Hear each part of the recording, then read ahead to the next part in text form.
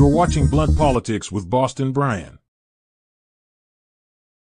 Welcome, guys. Welcome to just every week gets crazier and crazier since I've been doing this show. Welcome to Blunt Politics. I am Boston Brian. Hopefully you can see and hear me nicely. Make sure that you let me know in the chat that I sound all right, look all right. First off, right off the bat, before I even acknowledge the chat, before anything, I would like to condemn any political violence by any party towards any candidate or any human being. That is not how we roll. That is not what we're here to do. That's not how any civilized society should handle disagreements, either politically or non-politically, regardless of what side of the aisle you're on. This is not how we're going to play games, okay? This is not what we're going to do. We must condemn the acts at all costs. And I just wanted to start off with that because this is just, it's unreal. Unreal. Holy shit. Holy shit. Unbelievable. All right, let's get into the chat. Hi, chat. How are you guys? Hi, Kelly. Hi, MK. How are you? Hi, John. Hi, Fancy. Hey, Pauline. Kyle, how are you, my man? Fairy.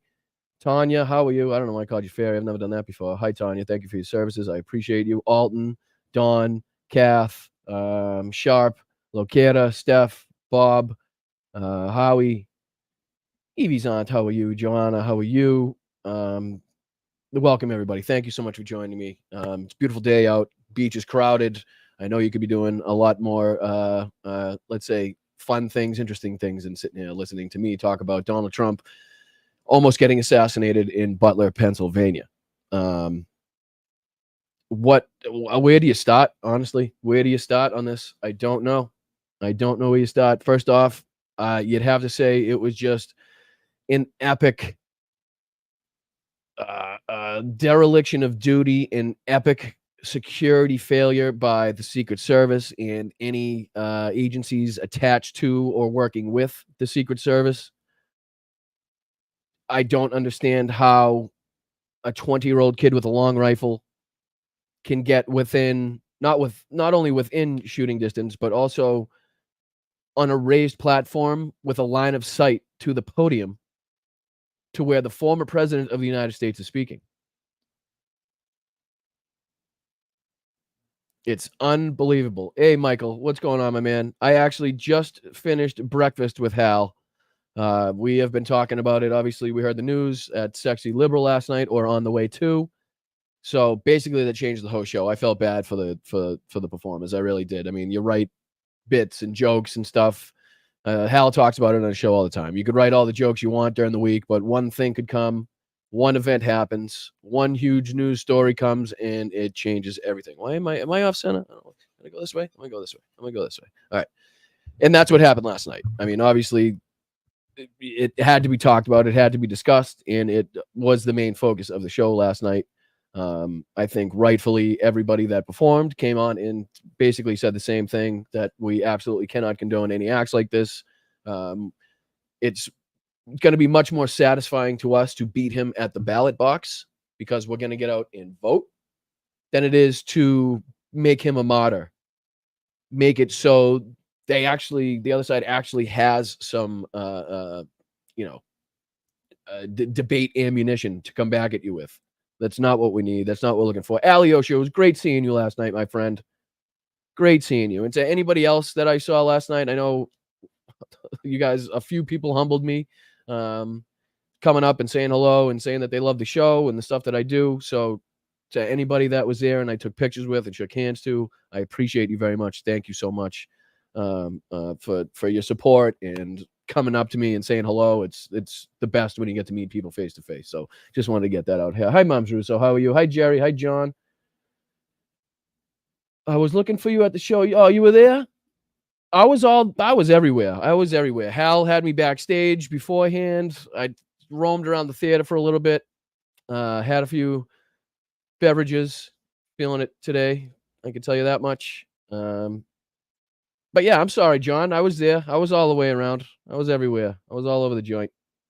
I'm sure we passed, bump shoulders. I'm sure we passed each other at some point.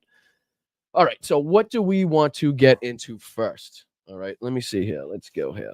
So what we do know about the situation: shooter, 20-year-old Thomas Matthew Crooks, from Bethel Park, Pennsylvania, a registered Republican.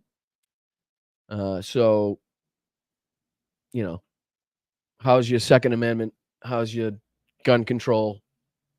Just curious on that one. Any thoughts on that one, Republicans? Just curious. Anyways, I know they're going to try to say because he donated $15 in whatever year it was to some left political action committee that he's going to be this raging lefty and part of Antifa. That's coming out from the right already. The conspiracy theories, the tweets from some of the congressmen that are coming out are just downright fucking dangerous. And in my view, sometimes you could be viewed as treasonous when you're talking about the president of the United States of America.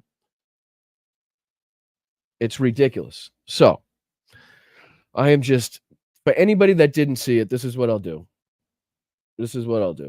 Oh, did I do this? Did I make sure am I live on Insty? Yeah, I'm live on the Insty. Here we go. So, if you were asleep yesterday for the entire 24 hours of the day and you watched absolutely no news, you woke up this morning somehow with a broken phone or a dead phone, and you've still seen absolutely no news. Donald Trump yesterday was shot, looked like in the ear, from 20-year-old Thomas Matthew Crooks.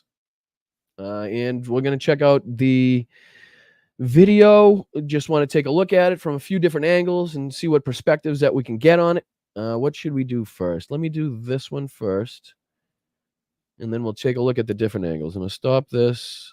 Let me come here. Let me present it to you. I'm going to share my screen. I'm going to do this one, and then I'm going to do that. And then I'm going to add it to the stage. We do this and do a little bit of this. You know what? I'll make it big so you can see it. All right, here we go. So this was yesterday, Butler, Pennsylvania. Donald Trump speaking. I believe I'm not going to do the whole thing, so I'll play a little bit and we'll see what. It means make America great again. That's all we want to do. If he was doing the job, I wouldn't even be doing this. I'd be at some beautiful place with a gorgeous ocean, the Mediterranean, the Atlantic, maybe the Pacific. Thank you. Thank you.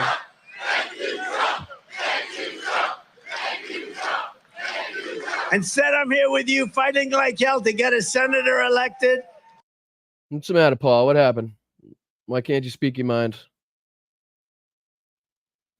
A lot of people have a lot to say about this, so let's just try to keep it, let's try to keep it clean.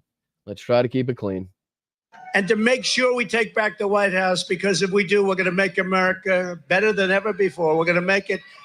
And it's not easy because we have millions and millions of people in our country that shouldn't be here. Dangerous people, criminals. We have criminals. We have drug dealers. We have people that should not be here. And it's much tougher than if it happened. We had the strongest border ever. In recorded history, we had the best border. In fact, if they could ever put up a chart, I don't know if they can do it. Do you guys have access to that chart that I love so much? You don't mind if I go off teleprompter, do you? Because these teleprompters. So this is what he begins explaining. He's talking about immigration. He brings up the graph that he loved showing of when he was in office and then the years after off. Oh, Jerry, thank you so much. Look at you go already. A Gatorade for you, Boston Brian. Thank you for supporting democracy and Ukraine. I am definitely going to take that Gatorade. Might even have to be a Pedialyte at this point. Not going to lie. That stuff works magic. So thank you, Jerry. I do appreciate you so much. Thanks. This is so damn boring. I try and explain that. Yes, that was Locata. I think that was what a lot of people were speculating. I mean, I got the honor and privilege last night of discussing this with people like Glenn Kirshner, Hal Sparks, Lawrence O'Donnell, Stephanie Miller, Frangela, the whole crew. So it was a pretty interesting situation to, after the show, go back to an establishment and sit and kind of discuss what people's thoughts were and the information that Lawrence was getting. I guess Lawrence was supposed to be a special guest at the show, but obviously because of the events, he was needed for his network. But he did meet up with us after to discuss basically, the stuff that he had heard, what he knows, what people are saying.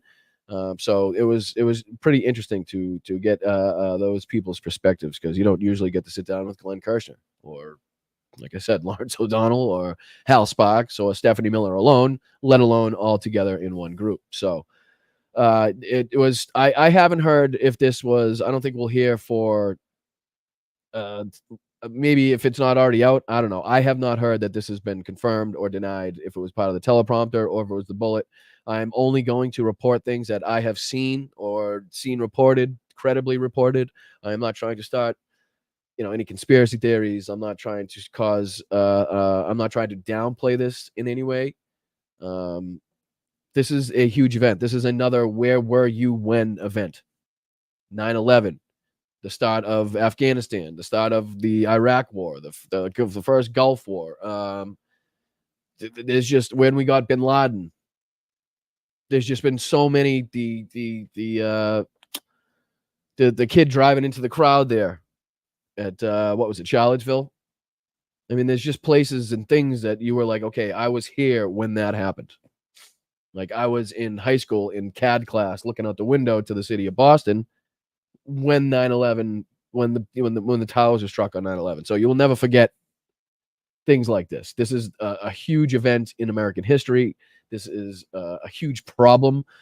This is something that the Secret Service is definitely going to have to be do some sort of internal investigation to see how the hell this is going to happen. Because let's talk about this for a second. Let's talk about this. Okay, so for those who may not know or understand or care or whatever, when Donald Trump or any ex-president or president at the time or high-ranking politician, when they speak right at an establishment, the Secret Service doesn't just clear that area.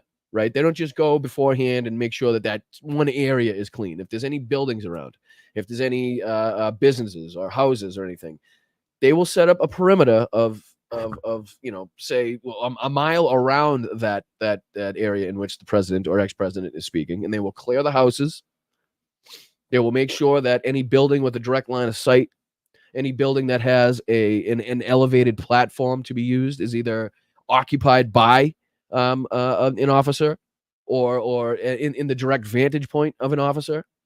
So for this schmuck to basically dress up like a fucking basically just wears Waldo himself with a long rifle on top of an elevated platform, an elevated roof, and for this to even be a possibility is just fucking shocking to me.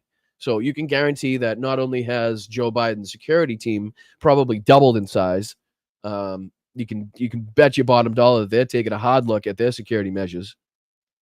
But I would be willing to bet that somebody is having a talk with the head of the Secret Service about what the fuck happened and how this could have possibly taken place. This is something that just should not be possible. It shouldn't be possible. Hey, Linda Lou, thank you so much for the 5 gifted. Look at you go. Look at you go. Appreciate you. And again, this changes nothing. This changes nothing. We are going to stay the course. We're still voting blue. We're still voting Joe Biden.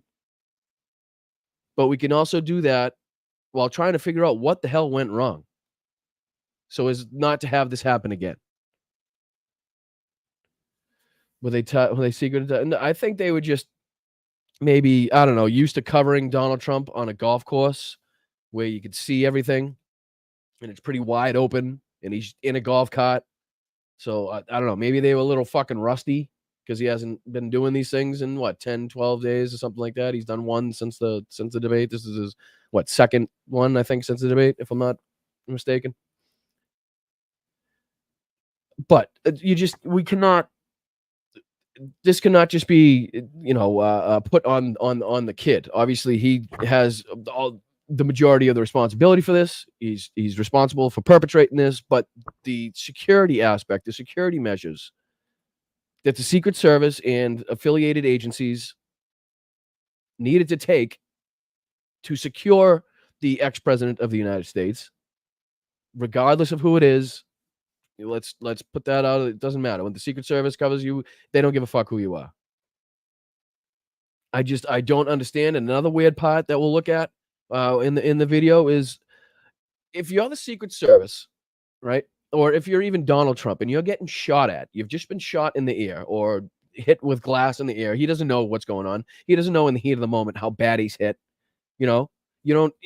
Hal and I were discussing this. You don't when you get a big injury, or if your adrenaline's pumping, if you're in a fight, or if you're in a car accident or something like that, you don't automatically know what has happened to you, right? I mean, there's people that I've seen in war documentaries in on film that have had their leg blown off and they don't even realize it yet. They go to take a step thinking the leg's there and there's no leg there. So, I mean, you don't actually know how bad you hit. Wouldn't you want to get your ass off that fucking platform as fast as possible?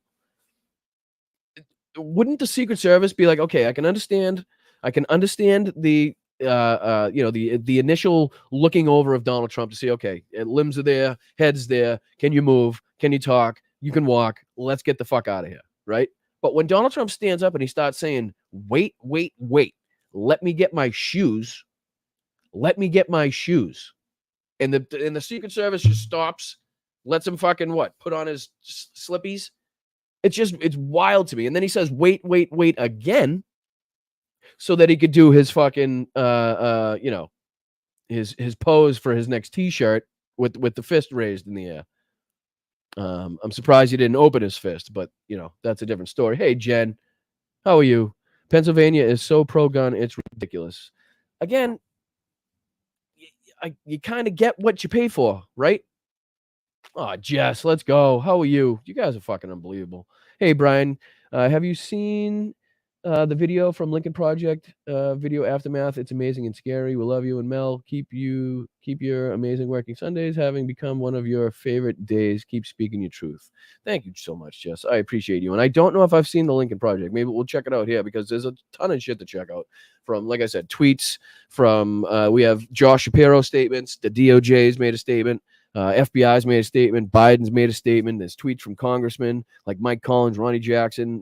There's tweets from Eric Trump, Don Jr., J.D. Vance. We'll look at Donald Trump's Truth Social just to kind of see what the temperature is and where exactly the right is going to take this. Because let's face it. Hey, Peter, how are you? I just got that Brian open fist. Yeah. I'm surprised you didn't give him a one of them. Somebody's definitely going to clip that. Fuck. Probably shouldn't have done that. Satire. I don't have a satire button like hell. I should, right? Oh, man. What are you saying? Too much? Let's see here. What are you guys thinking? Well, I mean, again, what are you guys feeling? What are you thinking? What are you thinking's going on? How's this going to go from here? Hi, Kathleen. How are you? But yes, again, let's get back to but we'll get back to the video. But wait, where's my shoes? Wait, let me get my shoes. Hey, how the fuck did your shoes come off your feet? I'm sorry. Are you wearing Joe Biden's shoes? The slip-on, slip-off shoes? Is that what's happening? How the fuck did your shoes come out? How did you come out of your shoes? That's what I want to know. Hold on. President Biden is addressing the nation on Midas Touch Live. What? He's on Midas Touch Live? Or is Midas Touch just covering that? All right, stop yelling at me.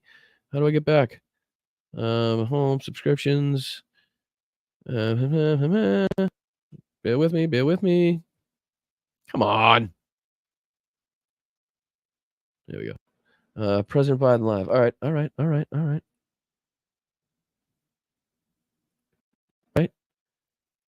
Nope, I don't want to do that. I'm going to do this. Oh, shortly. Did I miss it? Or is this? He hasn't come on yet. Midas Touch is covering the statement by Biden. Okay, well, yeah, we'll hang here. I'll keep that in the back. Let's see if I can do it like this, maybe. We'll kind of keep it like that so we can keep an eye on both. How about that? Will that work? So that when he comes on, we know he's on. We'll do a little bit of that. All right. So where were we? Again, I can't show two tabs at the same time, so I can't really go back to the video. But that's all right. When Biden comes on, we'll listen to him, and then we'll go back to the video and really get a good look from different angles and perspectives, and take a look at what the crowd's reaction was. Some of them had some strange reactions. Some of them didn't react at all. Some of them kept filming the whole time. Some of them reacted like it was the end of the world. So there was a wide range of reactions, let's say. Some people obviously aren't. Says 6 minutes. All right, thanks, Wes. Appreciate you, brother. Thanks, dude. Remember, he wears lifts, so he was thinking about his vanity. I mean, I listen. I go after Donald Trump probably harder than most. Okay, I mean, if you look at any of my TikToks, I don't hold back. I've kind of toned it down a little bit for YouTube because it's YouTube, and I'm not trying to get kicked off of the entire platform. Can't comment because I have nothing nice to say. Love this family. Thank you, Colleen. I appreciate it. But as I'm saying, as much as I despise the man, as much as I think he's unfit for office, as much as I feel he's a disgusting human being with no sense of morality or sense of human connection in love and understanding for any of that. I don't want the man. I don't want the man harmed. I don't want him hurt physically. I don't want him shot. I don't. It's just that's above and beyond anything that would make us good people or the side that is supposed to represent good human nature in kindness to people. So as hard as I go after him and as much as I despise the man, obviously we don't condone this. I think everybody agrees on that. I don't think I have to keep saying it. So let's try to, like I said, let's be respectful of the situation, not necessarily of the man, but the fact that the ex-president of the United States did just survive an assassination attempt. I mean, that's just there's no other way to put it. I know we despise the man, but let's take a look at the situation as a whole. Let's all right, here we go. I think not yet. Okay, Tobias. Wow, look at you, dude. Thank you so much for the 20 gifted. Appreciate you, dude. I don't know why looks like I'm lagging on my end. Are you guys all set? Is that okay?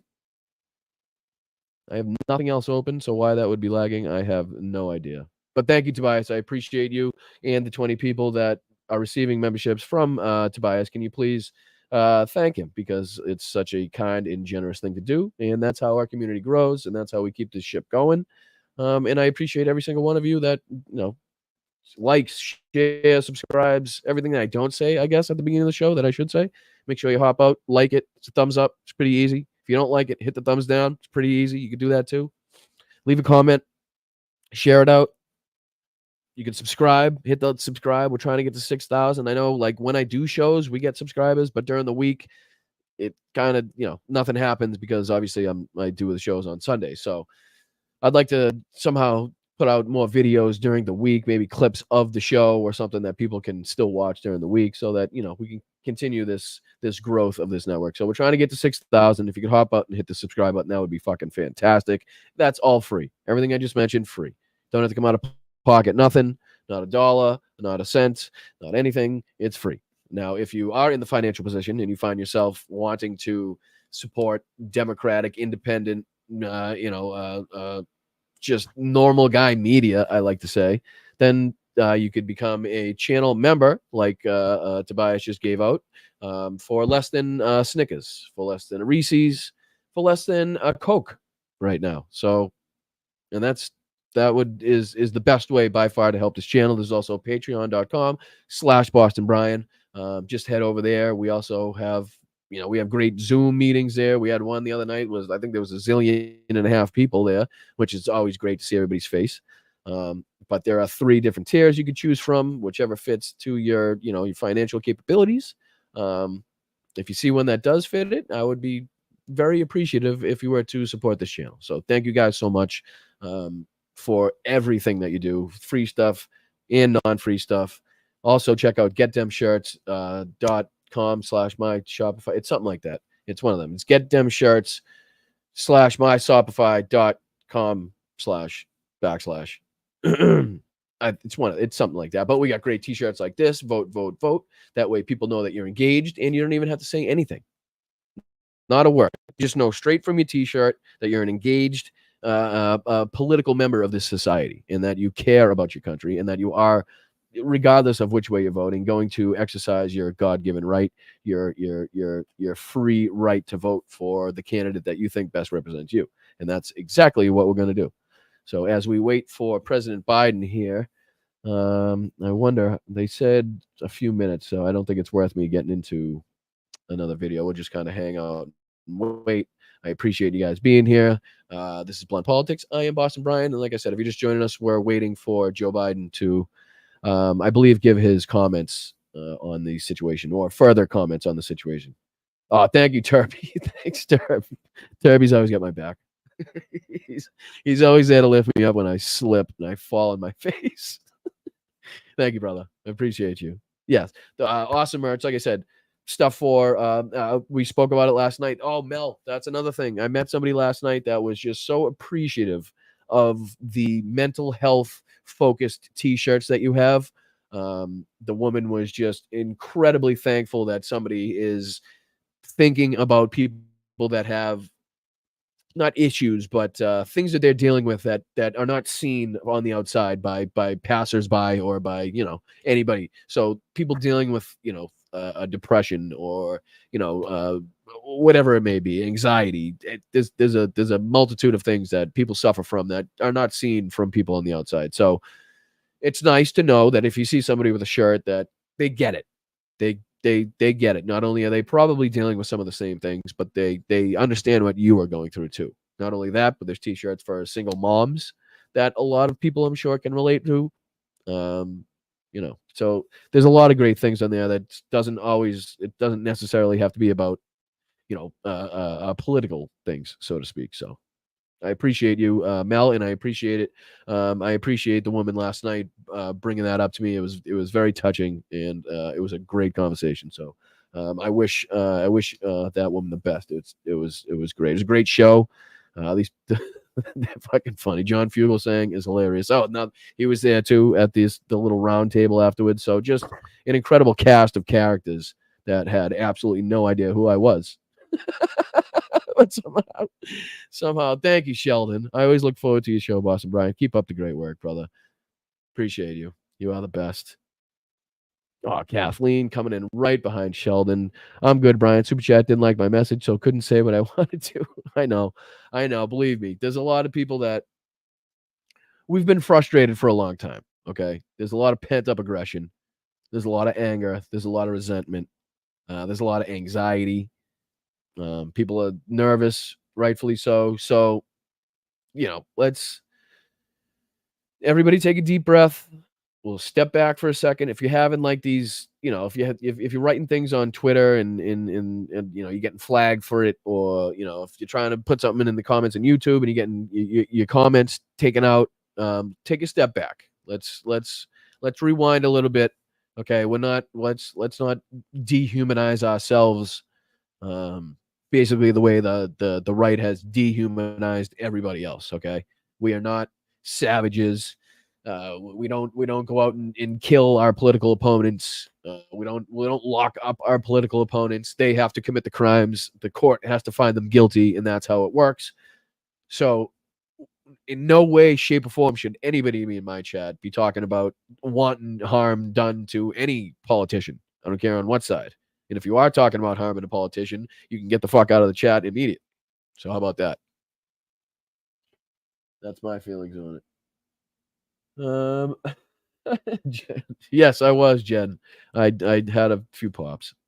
Sean, bring Hal in. Hal and I had a great discussion. Like I said, we talked about it before the show yesterday. We got some time before his show to kind of look at the videos and see what people were saying. We also got time, like I said, after the show to talk about it. I think he's traveling. I think he's kind of. Oh, is he in here? He is in here. What's up, brother? What's going on? What's happening? Did you get a chance to kind of tour a little bit of Boston? It's probably hot as bulls in there. But I appreciate you being here. If you want to hop in and have a chat, we're just kind of waiting on Biden. Maybe after Biden speaks, it's up to you. Whatever works. You can. If you don't want to, you don't have to.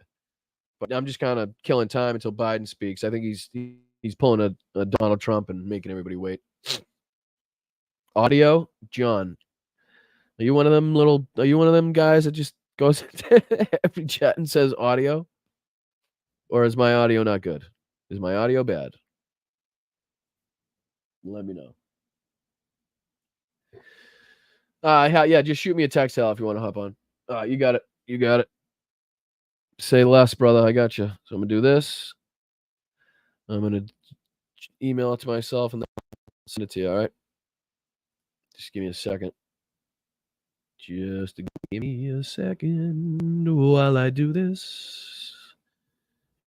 And my computer doesn't want to do this. All right, so I'm gonna do. Shit, how'd I do it? Oh, I got it. I'm gonna send it to myself. Let me know if Biden comes on. Excuse me, guys. I apologize. Just give me a sec.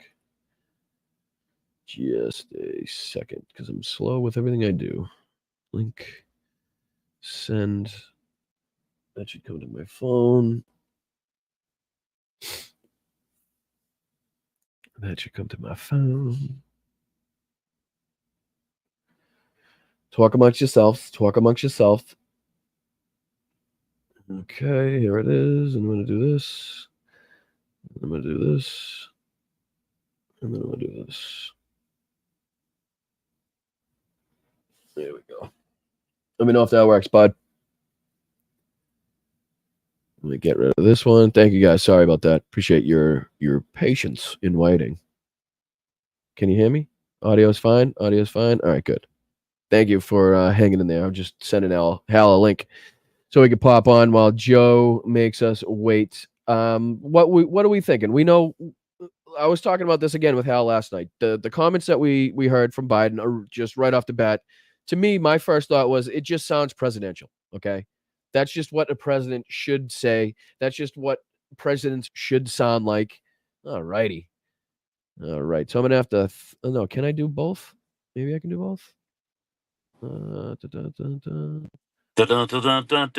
we go. Hey, Here we go. what's happening? Mr. Hal Sparks, everybody, from the Sexy Liberal Tour, from Hal Sparks, Mega Worldwide, from infotainmentwars.com, the one and only, my brother from another mother. How are you doing? That's right.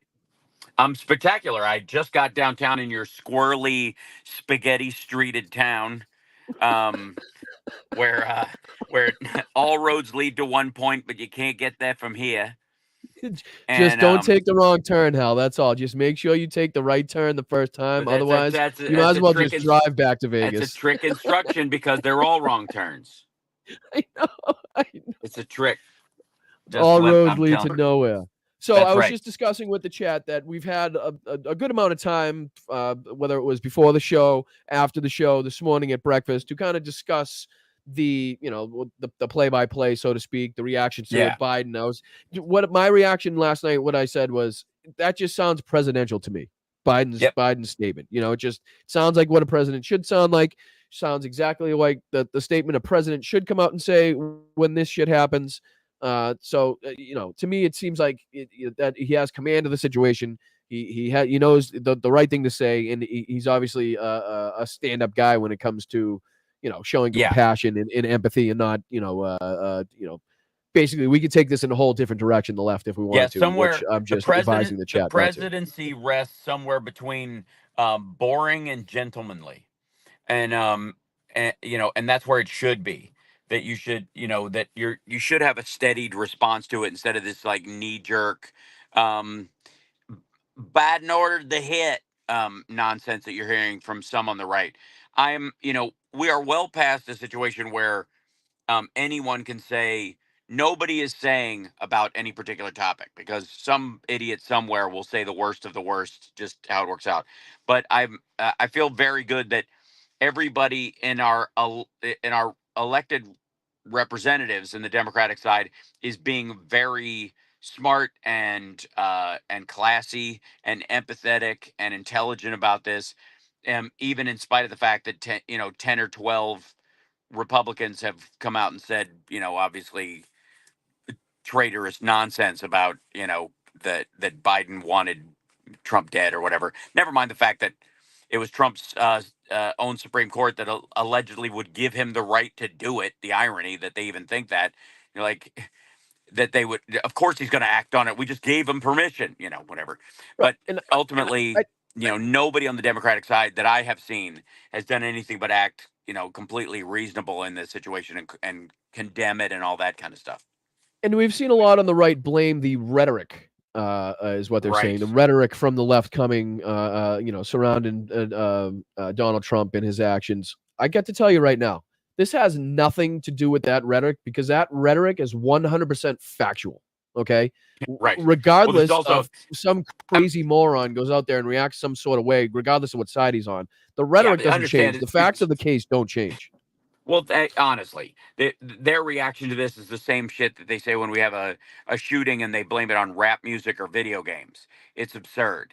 Like, it's just a way of deflecting any responsibility from their end from a guilty conscience standpoint. I think I'm just curious, would this have been okay if it was on Fifth Ave, or is this just because it was in Pennsylvania? Right. Only if Trump did it himself, if he did, yeah. All right, that's what it was. That's what it was. Okay. That's right. And he wouldn't lose any support. Just the sheer fact that that guy has a track record of these kind of statements, it does make it awkward for them to try and, spin this, and make him a Bob Roberts style martyr in the middle of all this, because even amongst his own supporters, it causes you to roll your eyes. Mm-hmm. Mm-hmm. Absolutely. And I was saying last night, and we talked about this a little bit, but there's so much conspiratorial talk on the right-wing side of things these days, from QAnon to Joe Rogan to Mike Flynn to friggin' Glenn Beck, any of this crowd. They're so busy operating on this never trust anything, everything is a double bluff. They're hoisted by their own petard in this particular situation. Nobody believes them either. Right. Like, everybody's watching this. They've deep faked themselves out of reality, basically. That's right. Yeah. I don't see a way that they're going to ever, can switch the narrative, because even on their side, they don't know which to believe. How long do you think it'll be before it goes from the deep state's trying to whack Trump to Trump did this to, just to show everybody how tough he was, / the deep state's working with Trump, the white hat, it's the white hat military against the evil Joe Biden military, and there's a war going on, like all that Roseanne Barr level nonsense that I'm sure that's all over Telegram already. No question. Yep. I mean, it's just, there's no way that they don't turn this into some sort of plot. I mean, we see it, like you just mentioned, and from, who was it, Mike Collins, congressman, talking about how it was Joe Biden literally ordering this hit, so to speak. And it's just, the conspiratorial nonsense coming from, wackos, regular people in Telegram's one thing, but when it's coming from an elected representative, a congressman in the United States government, that's a totally different thing. That is reckless. Yeah, that's a that factor is totally of an ignorant. Yeah. Yeah, that's a factor of something we're going to have to address eventually in this country. Is if you hold a respectable position, you're held to a more respectable standard. At some point in the future, we're going to have to revisit that, where you're going to have to, at post-Trump, one of the big cleanups will be like, you're a congressperson, watch your mouth. But the problem with MAGA is that in many ways, the way there's a lot of mask off racism and sexism and that kind of stuff. They feel completely untethered in terms of just, normal human interaction. They're like people who swear loudly in department stores, but they they hold elected office. Right. Exactly. I mean, do you think it gets worse or better from here? Do you think the politicians will ramp up the conspiratorial nonsense to try to, gain some ground here in the election, or do you think that it tones down after, the fire goes out, so to speak? I think in large part it's going to fade quickly, because that's the nature of our political news cycle right now, is that stuff happens on such a speedy scale, and he's going to have to pick his VP and all that kind of stuff, and then the VP, I'm sure, will have some words about it. Some idiot will ask them, like, how do you feel about your own safety being part of the team, and blah, blah, and they'll go, well, I'll be there holding, if he has problems with his fist, I'll help him with I'll do some fisting of my own. They I'll be did say glad the to fist convention is Donald Trump. Trump did say the Right. convention is supposed to go on without a delay. It's supposed to go on as planned. Right, of So course. Yeah. it seems like Uh, if I were him, I don't know. It almost seems like you would try to milk it a little more, or maybe he's going to try to while the strike while the iron's hot and make the convention all about this. You know what I mean? Type of thing. Well, it already is. I mean, that's all he cares about, is Yeah. he wants it to be all about him. But I mean, keep in mind, like, he'll probably be the last night anyways, right? So he's I've got never a seen delay. He T-shirts doesn't. made so quickly. I know that. Yeah, of course.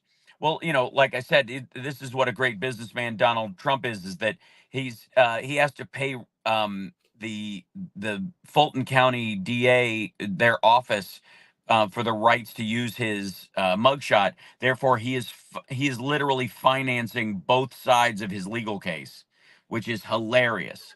So to replace that mugshot, it will be his bloody face, which looks like, I'm sure it'll sell as something macho with his fist in the air and blood on his face, and it'll have the memory of it and all that stuff. But he looks like a lunatic applying lipstick, like a crazy person, like, make my face pretty for mommy. Like, it doesn't quite look like the macho shot that they wish it was. It looks a little bit like Denzel in Ricochet at the end, Right. when he's losing his mind on top of the building. So Yeah. I Yes. I get they're going to use it that way, but again, it seems like it's going to be a swing and a miss. Yeah. It's just another one of those things I was saying in the chat where it's like, it's another where were you when moment, where were you when this Right. happened? And it's just, again, I was talking about just the epic failure, and I discussed this with you, the epic failure of just not having the area locked down, secured with, at least the Secret elevated Service. platforms and Right. roofs with a direct line of sight to the podium, to the speaker. Those places should be the first places not only occupied by Secret Service or other affiliate agencies, but at the very least with eyes on that exact spot the entire time, so that Absolutely. I even said, like, one of the reasons why one of the snipers might have been slow, to sort of respond, was because you'd be looking at that other roof, and maybe you don't know because there's not interagency conversations, but is that our guy? Before it happens, right before it happens, was actually you're like, is he with us? Yeah. Yeah, and it's crazy because you should remember have how it we were covered. talking about those the late shots, like the 10 to 15 seconds after that one late shot? There's actually Yep. shots after that. I heard on RSBN this morning. They have a different angle they were popping. They were Wow. showing, excuse me. And there's actually shots after that too. So I'm not quite sure. It's strange to me that he would be able to get whoever got that shot off 15 seconds later, and then there was another shot. If the shot 15 seconds later was the Secret Service taking him out, there should be no other shots after that, you would think. So the whole thing was just bizarre to me. We were talking about him wanting to get his shoes and telling the Secret Service to wait, and so he could get his shoes and then put up his fist. You're getting shot at. You're on an exposed podium, an exposed platform. You want to get the fuck out of there, don't you? Like, Well, what is going on? What is this wait? Well, and you made an excellent point as well earlier, that it doesn't matter what he wants. The Secret Service has a duty to protect the president at that point. Even if they thought the main shooter was down, that does not mean the guy is alone. You don't have a secure environment. You don't have a situation where you've lost control of the environment. There's a gap. You just don't know at this point how many other gaps there might be. So the second you have him, you get him the hell out of there. And it's weird that you and I seem more concerned with him than the maggots do. Right. And like you just said, they're in the Secret Service at that moment. When the chaos erupts, the Secret Service is in charge. They don't ask the president what he wants to do. They don't ask the president which way he wants to go. They don't, do you want to stay here? Do you get the fuck? They are in charge, Mr. President. We're going here. Get the fuck off the stage. I don't care what you do. Fuck your shoes. I'll get your shoes later. Let's get the fuck off the stage.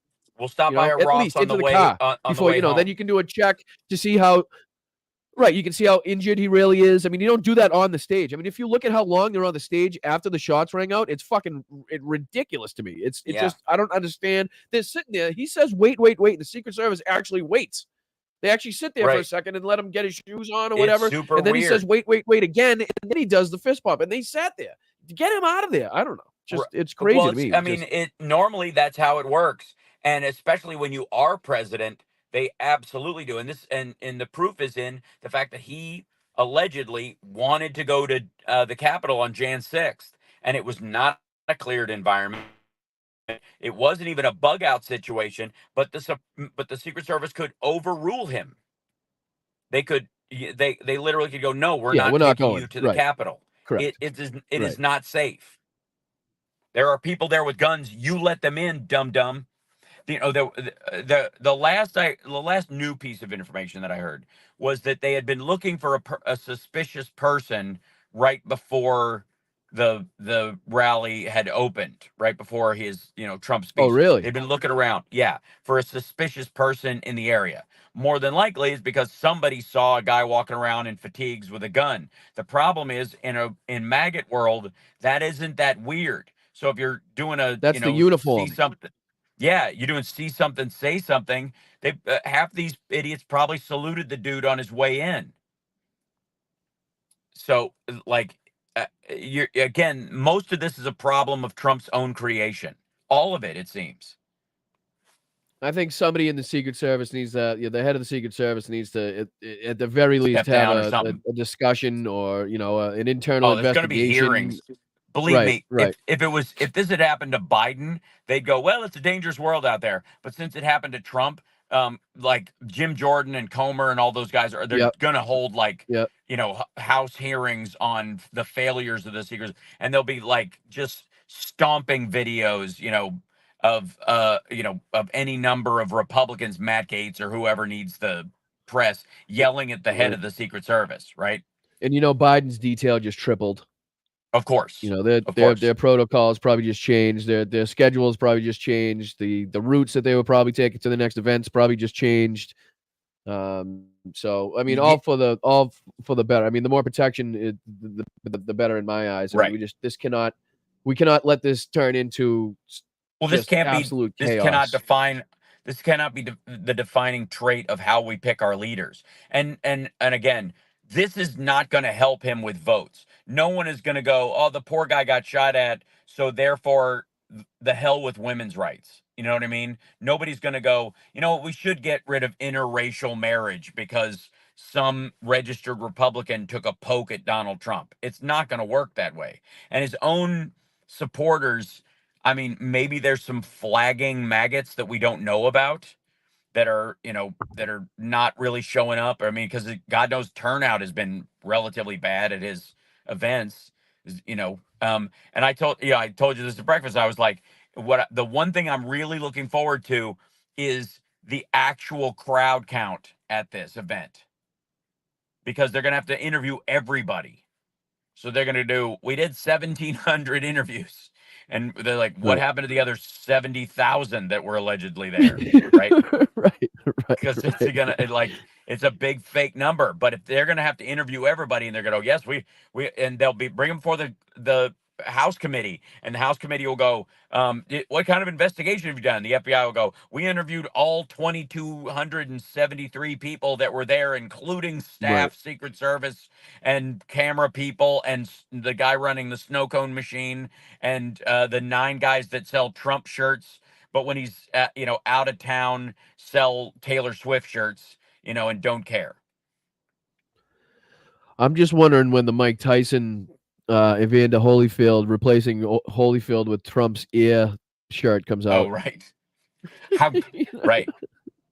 Yeah. Colleen, thank you so much. Oh, I appreciate you. Moving to a temporary home under a rock. Got to take a break. Keep fighting. Thank you, Colleen. You are nice job, an incredible person. Thank you so much for that. I appreciate you immensely. Yeah, I guess we're just waiting for Biden here. I don't know if do I have to refresh or something? I haven't seen anything in the chat saying that he's on, so I've been looking. Yeah, I don't think so. I mean, I think it's just going And to yeah, be. to the people in the chat, there's a difference between having sympathy for Donald Trump and just calling this out for what it is, as something that we can't stand for, something that is just absolutely unacceptable, as an act, as any act in this country. I mean, there's a difference between. I mean, we know he's okay. I mean, obviously, doesn't seem to be any threat to his life at all. So there's a difference between being sympathetic and just calling it out and being happy that A, he's okay, and B, that that what happened is not how we act, is not how we roll, and it's going to be much more satisfying and gratifying to beat him at the ballot box than to to see it happen like this. And anybody who even hesitates in condemning this stuff, I don't want to hear anything about you being against capital punishment, because effectively that's the argument for it. Is like, well, he kind of had it coming. No, that's not how this works. And it's too important. Our system of government is too important to have somebody. And I personally think people will stack this up to the politics, or they'll stack it up, this whatever this guy's motivations were, his ego. Oh, here comes Biden, I guess. I was refreshing it just to be sure. Gotcha. Yeah, so they'll stack it up to a bunch of things, but ultimately it comes down to ego. Whoever this dude is, he thinks his input matters more than yours does, more than mine does, more than anybody at these Trump rallies does. Maybe any of the Biden voters that are out there. Super specific to that. Oh, you froze on my end, so I probably froze on your end. Yeah, sorry. I don't know what the hell happened there. That's okay. I thought you were trying can to. I just ask you a question? What do you think the shooters? No. What do you think the shooter's intentions were? So if he's a registered Republican, I mean, look, I guess we look past the fact that he donated to a lefty committee 15 years ago, or no, 2 years ago. When he was 17. Years ago. So what is his intention? What was he mad at? What was his grievance that he took it to this level, to basically his own candidate? Yeah, well, first of all, that's assuming that his registration is genuine, which is, again, if you're trying to sneak in someplace and do somebody in, covering that you're, who you really are, or hiding behind the veneer, you'd buy the merch too. You know what I mean? You'd buy a MAGA hat and all that kind of stuff. Just because you bought the hat doesn't mean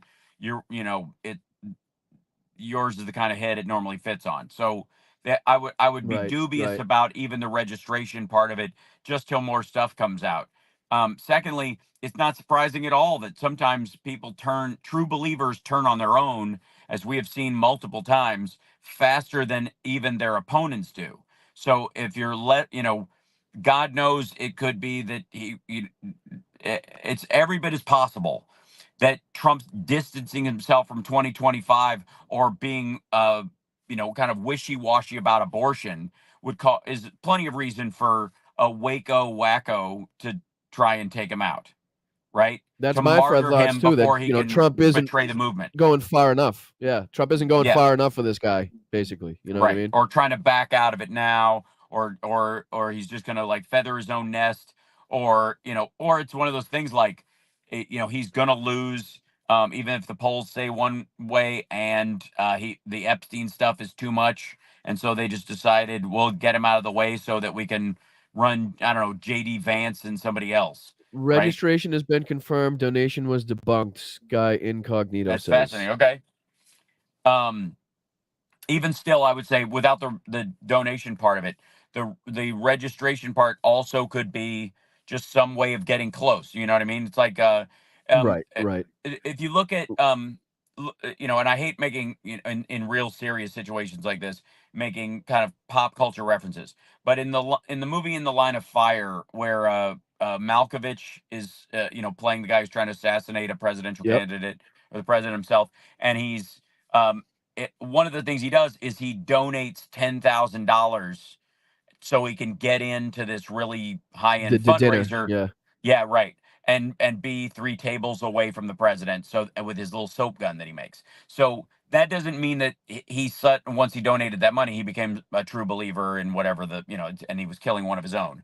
He specifically used that as cover. And so that's always a possibility.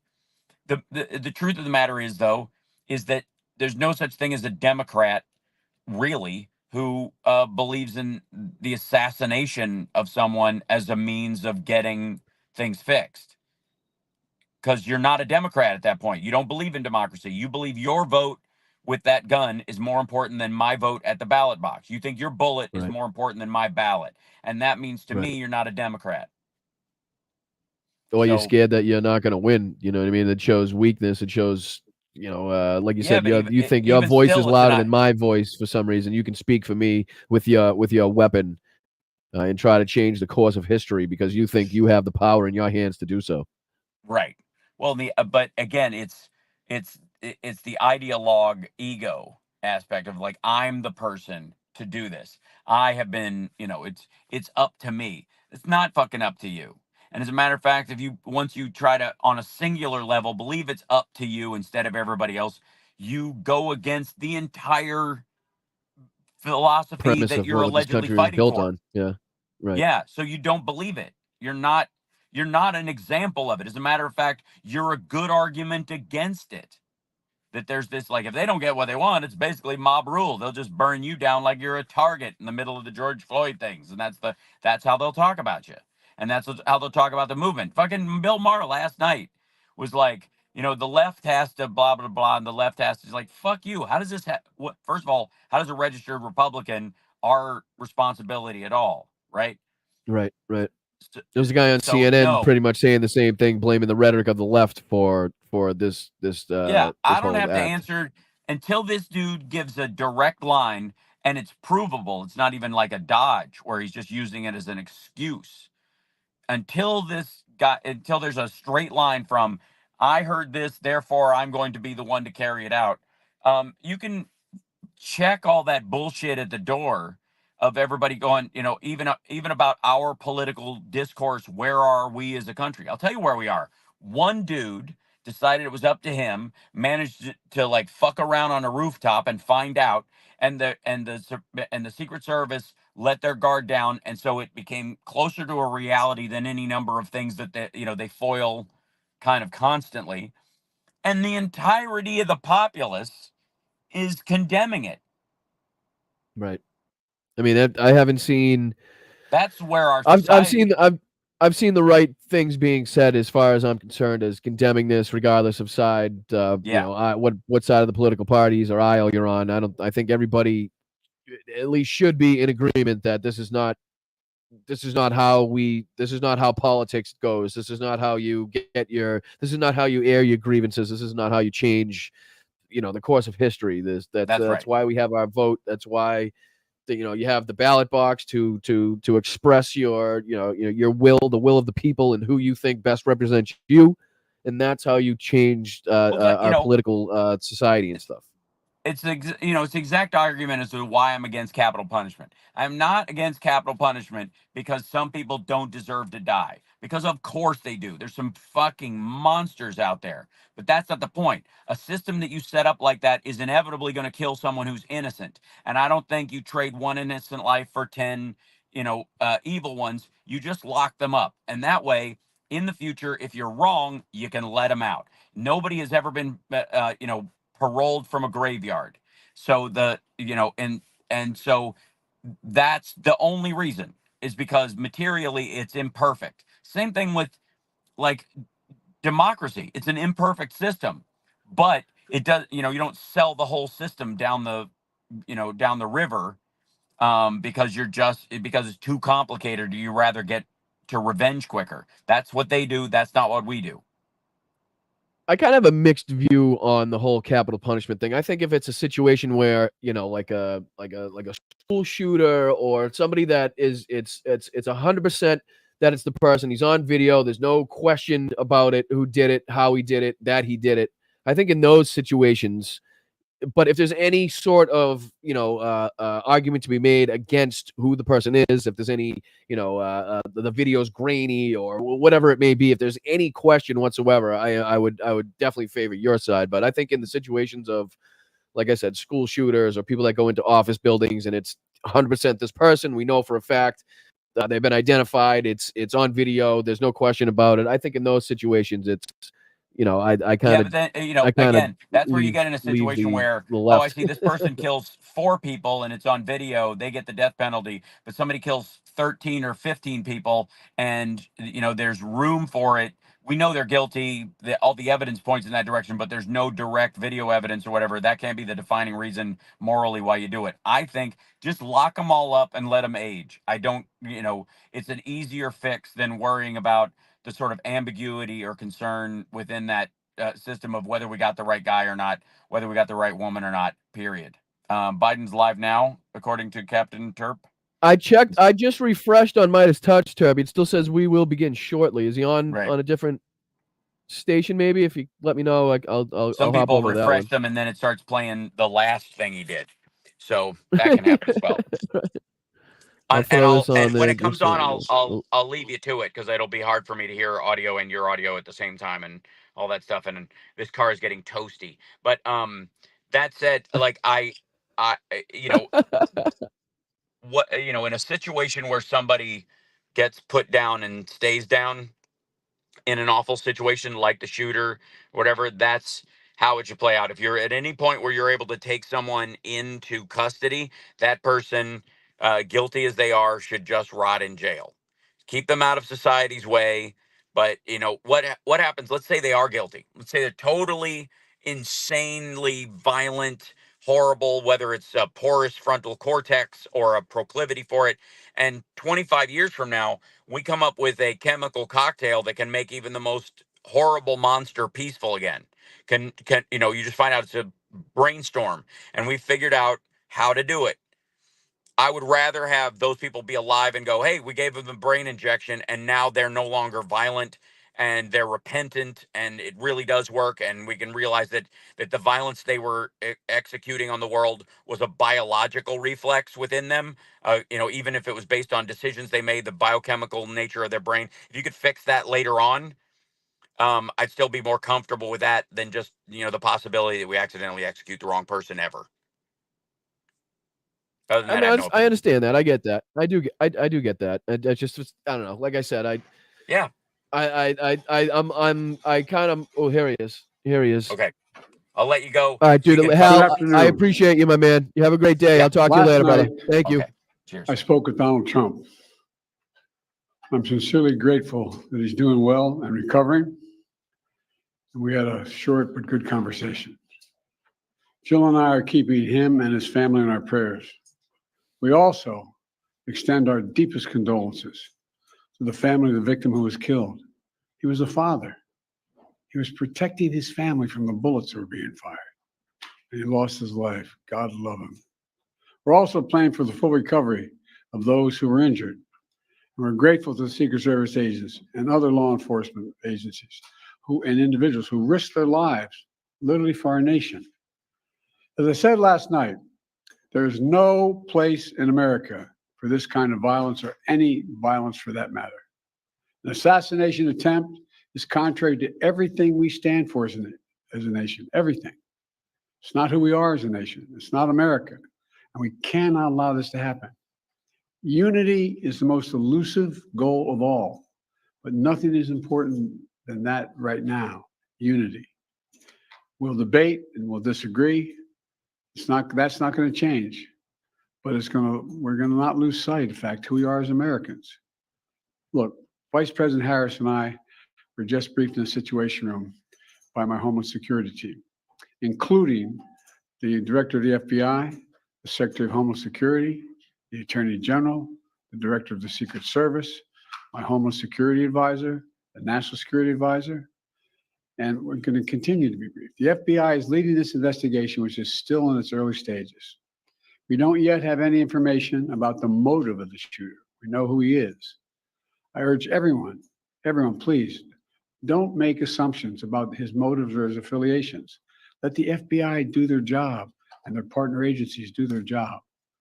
I'm instructed that this investigation be thorough and swift, and the investigators will have every resource they need to get this done.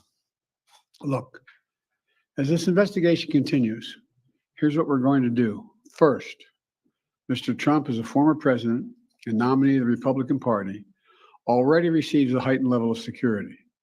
And I've been consistent in my direction to the Secret Service to provide him with every resource, capability, and protective measure necessary to ensure his continued safety. Second, I've directed the head of the Secret Service to review all security measures for the Republican National Convention, which is scheduled to start tomorrow. And third, I've directed an independent review of the national security at yesterday's rally to assess exactly what happened. And we'll share the results of that independent review with the American people as well. And finally, I'll be speaking more about this tonight at greater length from the Oval Office. We must unite as one nation. We must unite as one nation to demonstrate who we are. And so may God bless you all, and may God protect our troops. Thank you very much. Mr. President, when you spoke to President Trump yesterday. Mr. President, Mr. President, shifting our campaign strategy, Mr. President. Mr. President, do you regret? All right. Well, there it is. There it is. Let me get this out of the way. Joe Biden, I believe his second statements on the attempted assassination. What is this? Oh. All right. Sorry. All right. So again, much of the same as we heard. Very presidential. The fact that he called Donald Trump, I guess, somebody said in the chat, I'm sorry, I forget who said it, but somebody brought up a good point. It has a lot of meaning. The fact that Joe Biden is calling Donald Trump to express his condolences, to make sure he's okay, to let him know that he is going to be afforded any and all security measures that he thinks he needs, additional security. If he needs anything, he will have it. And obviously that we must come together as a country, which is clearly a lot more easier said than done. I swear the reporters ask dumbass questions. They do. Peter says Trump would never make an address like that. I'm not sure he would reach out to Biden in the same situation. I don't know if we really have to speculate on that. I mean, I think basically the point is that Joe Biden is handling this like the president should, like a compassionate, caring, loving, understanding man would in this situation. And I think he's doing everything he can and needs to do to make sure that the American people know that not only does he have I know it's going to hate to say it, but he has the back of the former president of the United States in the way that he wants to protect, not his office, because he doesn't have an office anymore, but his standing, I guess. You know what I mean? He's not there to take away security so that Trump is at more risk. He knows, and he's telling the American people, we're coming together. If he needs extra security, he's got it. If the convention, the Republican National Convention, needs extra security, they got it. And obviously, Joe Biden's team himself will be making extra security changes, as I mentioned with Hal. I think that's a given. So he said he's going to be addressing his remarks tonight. Oh, Sally, thank you so much. I appreciate you, Sally. He was a registered Republican. Yep. Again, but like Biden said, let's not. I don't think it really. I know it's a tough situation. Everybody has their opinions. Like I said, everybody's worked up. Everybody's had some pent-up aggression now for going on damn near 10 years. So let's, like I said, let's take a step back. Let's breathe. You know what I mean? Let's not try to. I don't know if you call it beating a dead horse, but let's not get ahead of our skis, and let's not turn into animals and let's not turn into them. Please, let's not turn into them. We're riding with Biden. We respect and understand the statement Joe Biden's making. We understand what he wants us to do, and I support the man in whatever he does. So nothing's changed. We're voting for Joe Biden. Donald Trump's okay. He's getting extra security if he needs it. Republican National Convention get extra security if they need it, and we'll hear from Joe Biden from the Oval Office tonight. Maybe I'll pop back on tonight and we'll take a look at that. So, what's up, Don? How are you? All right. So, what I was showing before Hal popped on was the actual video that clearly everybody's discussing at this moment. Let me go to this. Sorry, I just have to go back to what I was watching. All right, here we go. I'm gonna share it to you guys. Oh Jesus. Yeah, so we'll take a look at it from a few different angles. You know, we'll get their perspectives, and you know, anybody that hasn't seen it yet gets to see it. Anybody that has seen it, maybe pick up something that you didn't see the first couple times you saw it. So let me add this to the stage. I'll make myself small so you guys can see it, and let's play it from here. They're getting better with time. My guys, take a look at that chart.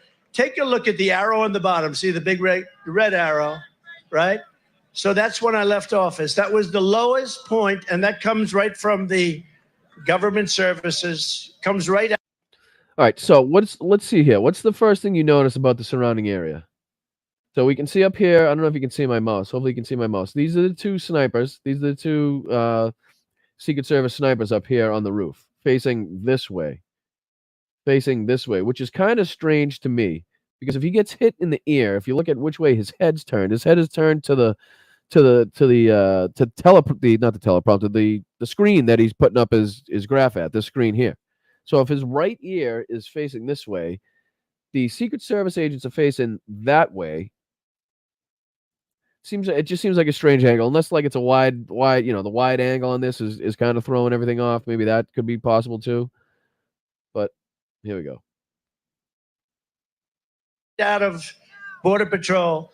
Take a look at that. So that arrow is the lowest amount of illegal immigration ever in recorded history into our country. And then the worst president in the history of our country took over. And look what happened to our country. Probably 20 million people. And you know, that's a little bit old, that chart. That chart's a couple of months old. And if you want to really see something that said, take a look at what happened. All right. Shots fired. We hear the first shot fired. Now, what I want you to take a look at, what I want you to focus on, is how long Donald Trump is actually on stage after the first shots are fired. So we just heard the first shot fired. I'll play it back just a second here. We'll play it again. Then if you want to really see something that said, take a look at what happened. First shot fired. All right, so what are we at here? We're at 9 minutes into the video. All right, let's see how long it is before he gets off stage. I'm just curious on this one.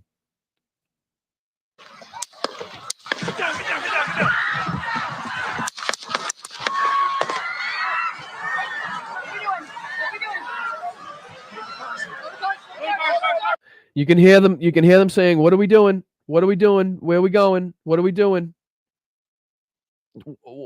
Typically in that situation, you'd already have this planned out. You'd already have a situation drawn up where if something were to happen, this is the exit we're going to use. This is how we're going to get off stage. This is the car with the vehicle that we're going to put them in, and this is how we're going to get them out of here. So for them to be saying, "What are we doing? What are we doing?" seems a little fishy to me. Not fishy, but it seems amateur. You know, you should already know what the fuck we're doing. Let's get him off the stage. Who is saying that? This is the mic. This is Donald Trump's mic on the podium picking up what the Secret Service agents are saying. Why aren't the people running? You got to understand. Let's put this in perspective. These people aren't expecting. This is not something that's even remotely in the minds of these people that could possibly happen. Okay, so you've heard a lot of people say it was. You know, they thought it was fireworks at first. They weren't really sure. And basically, people didn't really react until Trump kind of hit the floor there.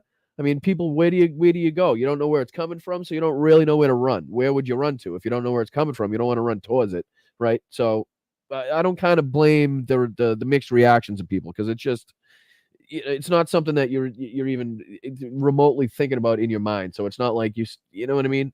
You kind of have that moment of, okay, what the fuck's going on? Where's that coming from? And then what do we do? Which I think is what people are doing, except fucking JFK Jr. over here, who seemed to have absolutely no reaction to this whatsoever. If you take a look, keep your eyes on I don't know if you can see him here, but in this he's right here in this little box. So Trump just going down now. He has absolutely zero reaction.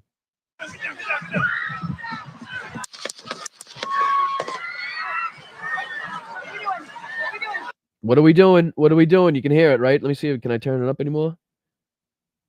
Volume's all the way up. I'm sorry. Volume's all the way up. But you can hear it. What are we doing? What are we doing? Where are we going? Where are we going?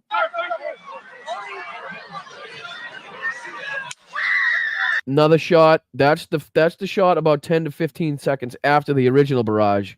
That seems sort of fishy to me. That seemed strange. I don't know if that. I don't think we've heard yet if that was the snipers. But then again, if this keeps playing, you have more shots afterwards. So if that was the sniper taking out the guy, why were there more shots afterwards? There's just a lot of questions I have about this whole situation.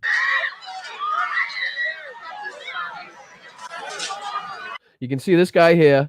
I mean, this guy here is doing probably what I would do, is just scoping out, where's it coming from? Left, right, front, center, who's going on, where are people running to? So, I mean, he's kind of having a normal reaction in my eyes. I'm pretty sure that's what I would do. Okay, where's it? You don't just, you know what I mean? I don't know. That's what I would do. So remember, he went down at 9 minutes was the first one. So we're now 24 seconds. We're now 24 seconds past the time of the first shots, and he's still on the stage. Hold. When you're ready, on you. When you're ready, on you. Move, go.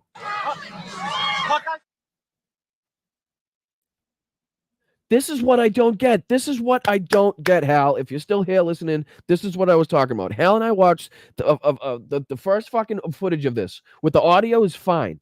You can hear every single thing that these people are saying behind the fucking podium. Thank you, Danny. The one agent stops to pick up Trump's hat. Weird shit going on. Like, who gives a fuck about his hat, his shoes? Who gives a fuck? Get him off the fucking stage, my dude. So I don't know. Play it back just a second. See how the audio cuts out? Do you hear that? So this is right when Trump is about to say, wait, let me get my shoes. This is, I don't know if this is the main feed and people are getting the videos from this feed and the feed just happened to cut out in RSBN, but it's very fucking fishy that I've heard several other feeds where the audio doesn't cut out and you can hear him very fucking plainly say, wait, let me get my shoes, wait, so he can do his fucking fist bump. Why does this cut out? Look, Carol, what'd you catch? I like when people catch things. What'd you catch? Pick is gone. You're talking about how they had him up in the square here? Yeah, I think they went back to the full shot. This is kind of like a secondary camera. Maybe even like a third camera they have set up. So this isn't I don't know if this is their main camera because I would assumed it would be more focused in on Trump and centered. So this might be the camera that like the presenters use. So I'm thinking it's a second camera, which is why it's kind of like picture in picture, and not zoomed in. That's just my guess. If I'm wrong, let me know.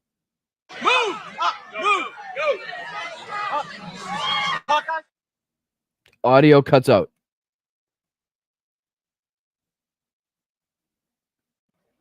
How does the audio cut out? How does the audio cut out there? Please, somebody fucking explain to me that. Why on this feed would the audio cut out at that exact moment? Why?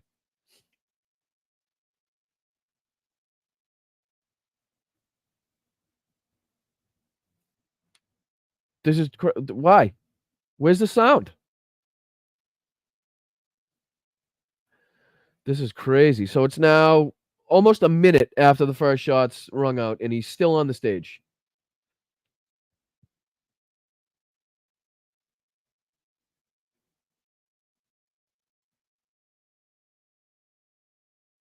No, I don't know why I don't know why they took the sound out. I don't know why they took the fucking sound out. They took the sound out. Butler, Pennsylvania. We did hear some see. Now it's back. No, I'm gonna get a different. Well, there you go, guys. Let me stop this. I'm sorry. I'm gonna get a different one so that we can hear the audio. That's the whole point of what I want to fucking see. Here. That's crazy. Let's see here. Fuck. Which one did I want to see now? This one is 4 minutes and 11 seconds. Let's try this one. Nervous quickly erupt. Trump rally. That chart's a couple of months old, and if you want to really see something that's said, take a look at what happened.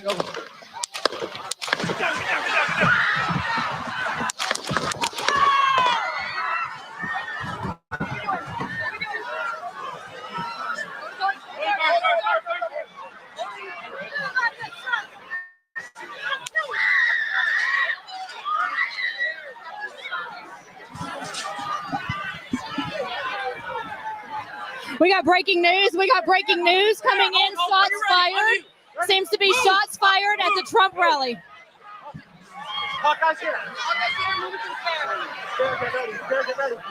No, he didn't. He did not. Is he okay?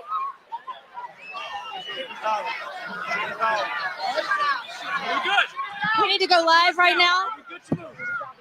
Are we good to move? Are we good to move? You can hear him.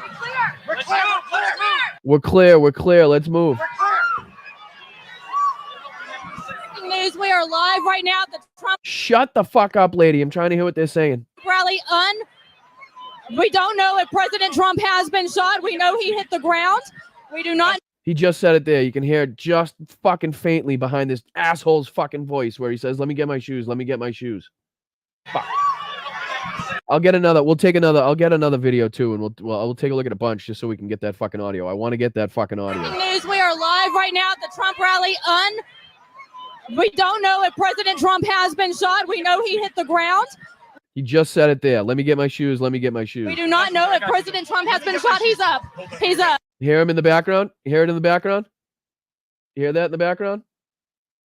Hopefully you guys can hear that. We know he hit the ground. We do not know if President Trump has been shot. He's up. He's up. So we got to move to the bus. Shots are still continuing to be fired. Which one? Who's blocking Turpy? Why is Turpy getting blocked? Can that even happen? He's a he's a mod. Can't block my mod. What happened? Who's fighting? No fighting. No infighting. Everybody behave, please. Behave. GJ. Thank you so much. Did I correctly hear the donation was debunked? That's what somebody in the chat said. I have not confirmed that myself. Again, I will tell you what I know, and I will admit what I don't know. So I have not heard officially that was debunked, but that was put in the chat. So take that with a grain of salt, and maybe just, everybody could look it up on their own. That way, for sure. I know, Spider. That's my fault. I'm going to take a look at a different. I'm going to see if I can get a different video of it. Who do you think had a good one? Trump shot. Thank you for sticking with me. I'm just trying to. Let's see if this one has. Let's see if this one has a. Oh, that's a little bit old, that chart. That chart's a couple of months old. And if you want to really see something that's said, take a look at what happened. All right, so we'll do it on this one. First shots fired 8 seconds into the video. 8 seconds into the video, first shots fired.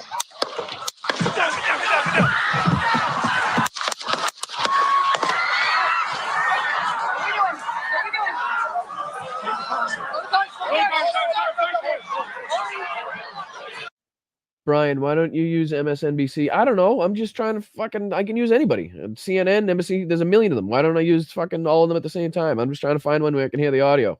I don't know. There's no reason I'm not using a certain site. I'm just trying to find the best one.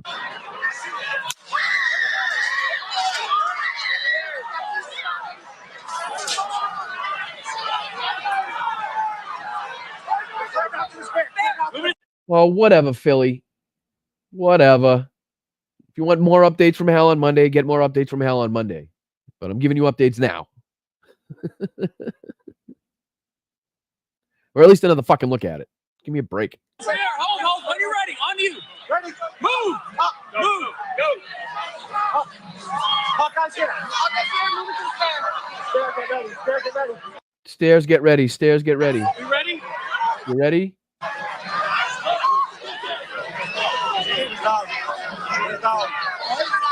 We're good. Shooters down. Shooters down. Shooters down. So at that moment, they know the shooter's down. Are we good to move? We're clear. We're clear. But again, as Hal rightly mentioned, you don't know if that's the single. You don't know if he's working alone. You don't know if he's a lone wolf. There's other people there. So again, you're still trying to get the man off the stage as quick as possible. Even though you got in your earpiece, you know that the shooter's down. You don't know if that's the only one. Get him the fuck off the stage. Again, how far into we? We're now 58 seconds. So first shots were at 8 seconds into the video. Now almost a minute he's been on stage. And he's still sitting there.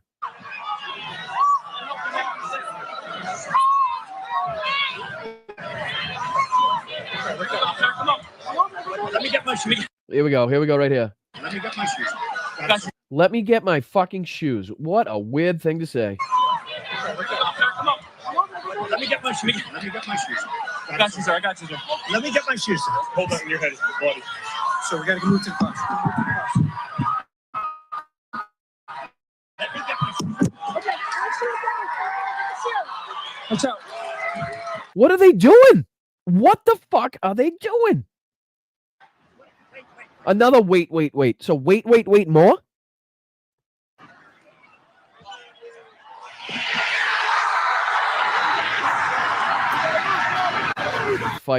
Fight, he says. Hold on, see if I can. Oh, where'd it go?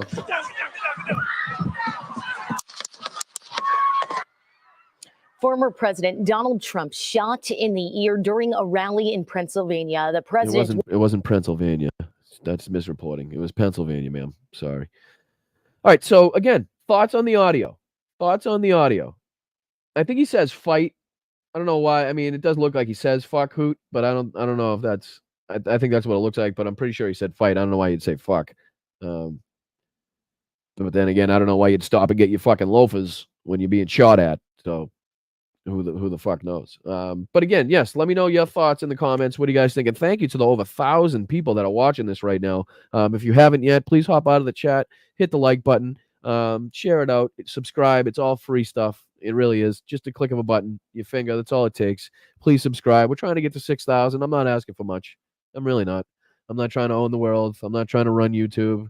I just want to build a community steadily and consistently, and make sure that we're our word is getting out there, and the stuff that we want to see happen in today's society actually does happen. And this is the only way I know how to do that, whether it be getting out and voting or speaking to you, speaking my mind, going to stuff like the Sexy Liberal, meeting new people, getting to hear other vantage points, getting to hear other sides and other opinions.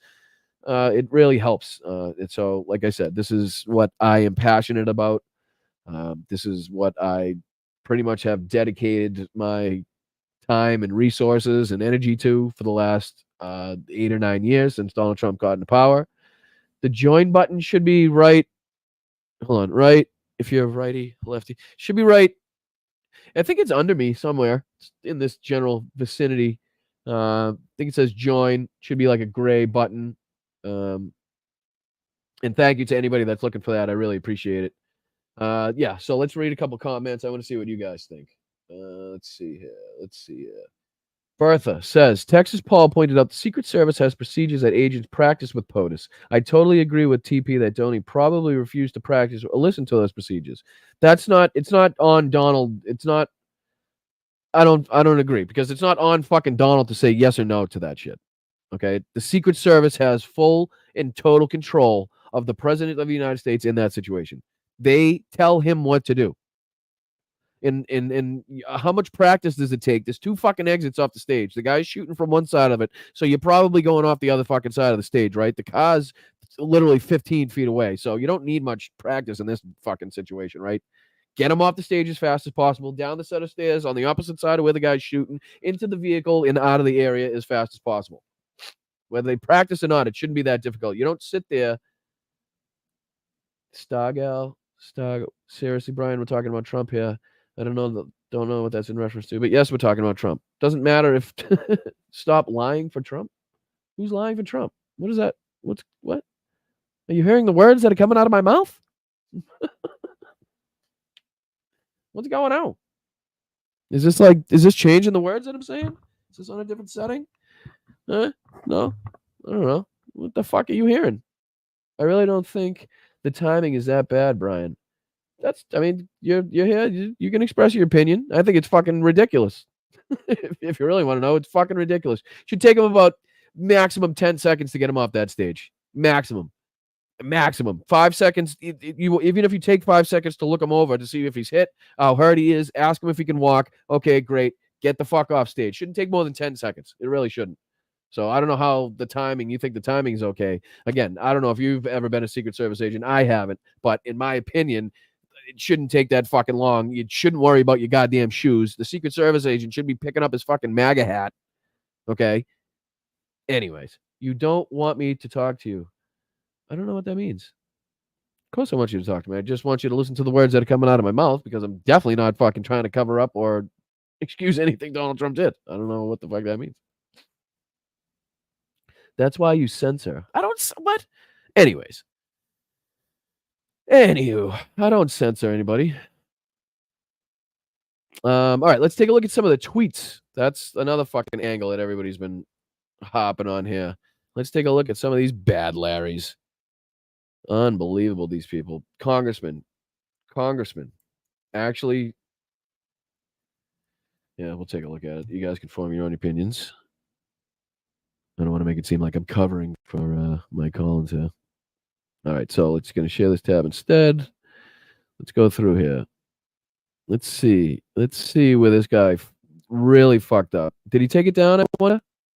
No, here it is. Here we go. So let me share this to the screen. I'm going to put this here. I'm going to do this. Mike Collins says Joe Biden sent the orders. Of course, the community note strikes again. There is no evidence that Joe Biden was involved in the shooting of Donald Trump. The quote was, quote tweet, is taken out of context and is referring to beating Trump in the election. So let's take a look at what he actually said. Quote, I have one job, and that's to beat Donald Trump. I'm absolutely certain I'm the best person to be able to do that. So we're done talking about the debate. It's time to put Trump in a bullseye. That's in no way, shape, or form calling for political violence whatsoever. Pretty obviously what he's talking about there. I think Mueller, she wrote, kind of hit the nail on the head with you're despicable, so I'm going to hit that with a like. Who's next? Oh, here we go. Ronnie Jackson Johnson.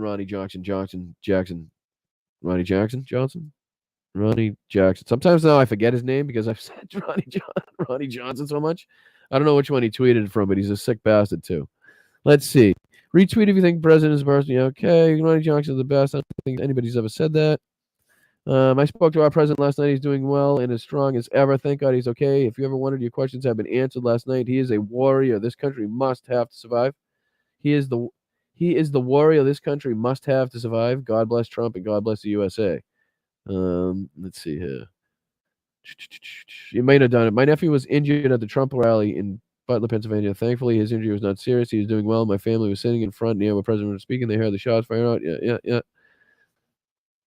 I'm trying to look for his. Here we go. This is it. Ronnie Jackson Johnson, Mr. Pill Mill, Mr. White House Pill Mill, says Trump deranged left-wing lunatics that parade around MSNBC and other fake news outlets demonizing Trump and calling him Hitler. I think that was J.D. Vance. Pretty sure I'm pretty sure J.D. Vance said that. Anyway, calling him Hitler directly responsible for this violent attack on President Trump's life. They have blood on their hands. Enough of the violent rhetoric. America is pissed. What do you think? Just absolute fucking nonsense. Again, registered Republican to the best of my knowledge. Why, again, like Hal said, this is the left's responsibility. Again, this doesn't change anything that Donald Trump's done in his life. This doesn't change any of the crimes Donald Trump has committed. This doesn't change any of the fucking classified defense material that Donald Trump stole. This doesn't change any of the women Donald Trump has sexually assaulted, which is where the rhetoric from the left comes from. So that doesn't change. That does not change. The person he is does not change. The shit that he's done does not change. The rhetoric is the rhetoric because he is who he is. And that's just the fucking facts of the matter. What are you thinking? Am I still getting reamed here? Let's see here. Wes says, I am more sad than pissed. This is making me worry that Trump will be elected again. I don't think so. I don't think that because this happened, women all across the country are all of a sudden going to start fucking voting for a rapist. I don't think black women are going to start voting for Donald Trump. I don't think Latinos and Mexicans who he wants to deport and calls rapists in criminals. I don't think they're all of a sudden going to start voting for Donald Trump, Wes. That's just my opinion. That tweet Trump sent out last night was on point for him, but the tweet this morning was definitely written by someone else, or it was too put together. Let's take a look at it. Oh, what Ryan says. Brian, the more assassination stories dominates, the less Biden campaigns bring messaging back to the policy. Brian, the more assassination story dominates, the less Biden campaign brings messaging back to policy. No, believe me, I admit this is a huge fucking distraction. I think Joe Biden had some serious momentum going, which is crazy to say after the debate, but I think he really had some serious momentum going. as far as his public appearances, as far as his press conference that he did. I think this is a total, this is a total fucking, for lack of a better term, cock block on Joe Biden's momentum. So why the left, again, another reason why the left wouldn't perpetrate this, because it would only affect negatively Joe Biden's campaign, right? If it were a lefty, especially with the momentum, it changes the news cycle. It changes the story from all the, again, how many people were tweeting out that thank God the mainstream media decided to cover Joe Biden's speech and stuff, looking for him to mess up, because all it did is get him more attention. All it did is get him more popular. So Julie's dad here. Keep it up, Boston Brian. Oh, thank you, Ira. Much appreciated. Tell Julie I said hello. Hope you guys are having a wonderful weekend. Staying cool. Thank you for being here. Let's see. I'm just curious. I'm really curious what you guys are saying and thinking. It was JD Vance who said that. You're correct, Charles. The incident does not change my mind about. Correct. I mean, Paul, that's what it boils down to, right? This is what it all boils down to. It's going to be, and again, people forget all the time how short the memory span is, how quick the news cycle changes in this country. So is it a huge story now? Will it be a lingering story going forward? Absolutely. But I don't think it dominates. There's no way it dominates the rest of the news cycle from now to the election. So obviously something has to change. Joe Biden will either regain that momentum from this. Again, we have the Republican National Convention coming up where they just go out and say the most nasty, bigoted, hateful shit. So again, that has a huge effect on the way that the American people see the Republicans. Basically, the more the Republicans are in front of the camera, the more they have a microphone in their face, the more they're speaking and talking their fucking vicious ideology, their fucking hateful white Christian nationalism, the more people in this country understand that you cannot vote for that. So again, it's going to be a huge focus of the Republican National, but the shit that they say at that convention is what's really going to change the cycle, I believe. Because I think this is only going to make them sicker. This is only going to make them more desperate, and this is only going to make them more, I don't want to say more violent right off the bat, but this is going to make them more aggressive, let's say. That's just my opinion. Again, this is my opinion that I'm giving you. Take it or leave it. You can agree or not agree. I'm not here to tell you that you can't have other opinions. But that's just what I think. I just think that's the way it's going to go down. Again, if you disagree, let me know. That's what everybody's here for, to get your stories out, to get the story is over, get back to the campaign. I agree, Rye. I agree. But I mean, again, we can't downplay this moment in American history. I mean, it is what it is. And I think it does deserve the national attention and the international attention and focus that it's been getting now, because again, we can't downplay this because of our hate and disgust for Donald Trump. This is a huge moment. This is a huge moment in this country's history and will be for a long time coming. I mean, just look at the other assassination attempts, Reagan and so on and so on. I mean, Diane Russell says, Boston Brian, it's more stochastic terrorism when he says fight 3 times with his fist in the air. He's correct. I mean, he knows what he's doing. That's why he said wait, so he could get that photo. I mean, again, if you were in fear of your life, I don't think you would wait would come out of your mouth so you could fist bump. I don't know. That's just me. I'd want to get the fuck out of there. But he knows it was another T-shirt moment. It was another fucking mugshot moment. And he recognized that, because as stupid and ridiculous and disgusting as he is a showman, and that's what that whole moment was. He was pumping up. He's gonna be able to use that photo going forward. He's gonna be able to talk about the people are gonna be talking about being a warrior because he pumped his fist and all this bullshit. But in reality, he had to wait for his fucking shoes. Okay, so I don't know how much of a fucking tough guy you have to be if you fucking, I don't know. You know what I'm saying? Oh, what's up, Berkeley? Keep up the good work, B. You too. Appreciate you, man. Been a while. Good to see you. Oh, yeah, absolutely. It's going to be, absolutely, Bob. It's going to be one of those, like his indictments or convictions or something like that, where he's going to absolutely milk this for everything it's worth. Fuck that photo. By the way, seriously. I don't know what photo. Oh, yeah. The one we're talking about, obviously. Sorry. Yes. The Young Dem podcaster, Luke, was there. My guess is the Epstein files are pissing people off left and right. Let's see here. I don't agree. This will be the story for a few days. Oh, so I'm assuming Ryan said otherwise. Okay. Sometimes it's hard to pick up the chat, but yeah. Just think of how fucking crazy we thought the debate was going to be. We thought, a lot of people thought, oh, it's over. This is gonna end it. It's gonna totally end it. And then what happened? Joe Biden does over 20 fucking speaking engagements in the next few days. He shows people that it was a bad performance. He calls himself out.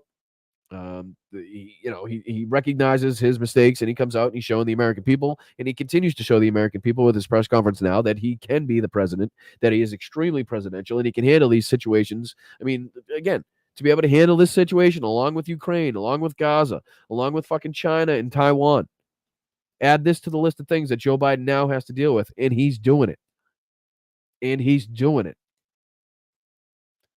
So again, anybody speaking about Joe Biden's capabilities in this situation is just fucking got their head so far up their ass, they're smelling their belly button again.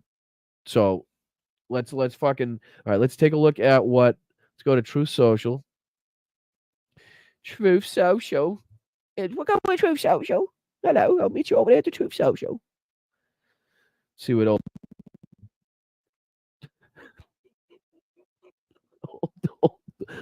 Donnie one here.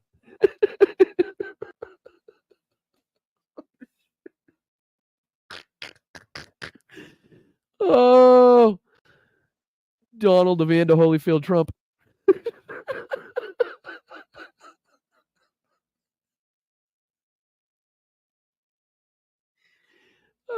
Can you speak up? That's not my good ear.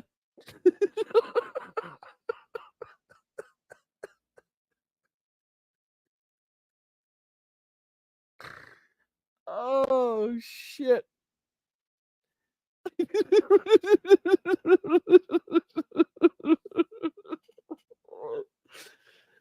Oh, do they make ear patches? Fuck me. Oh, fuck. I just went there. Let's go. Old Donnie one ear. Old Donnie one ear.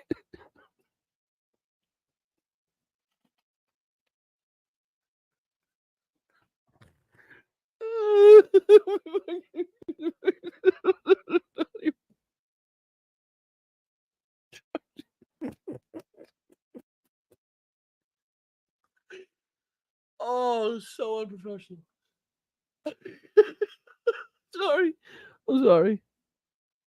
All right. Fuck me. All right. Fuck. All right. Let's see what I can do.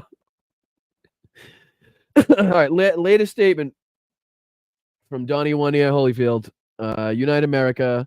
Based on yesterday's terrible events, I was going to delay my trip to Wisconsin and the Republican National Convention by 2 days, but I've just decided that I cannot allow a shooter or potential assassin to force change to scheduling or anything else. Therefore, I will be leaving for Milwaukee as scheduled at 3:30 p.m. today. No chance he wrote that one. I think, was it Jess or Danny? I forget now. I'm sorry. But I think you are absolutely right. And then I think this is the one that you might. Thank you to everyone for your thoughts and prayers yesterday, as it was God alone who prevented the unthinkable from happening. We will fear not, but instead remain resilient in our faith and defiant in the face of wickedness. Our love goes out to those, to the other victims and their families. We pray for the recovery of those citizens that were wounded and hold in our hearts the memory of the citizen who was so horribly killed. In this moment, it is so important.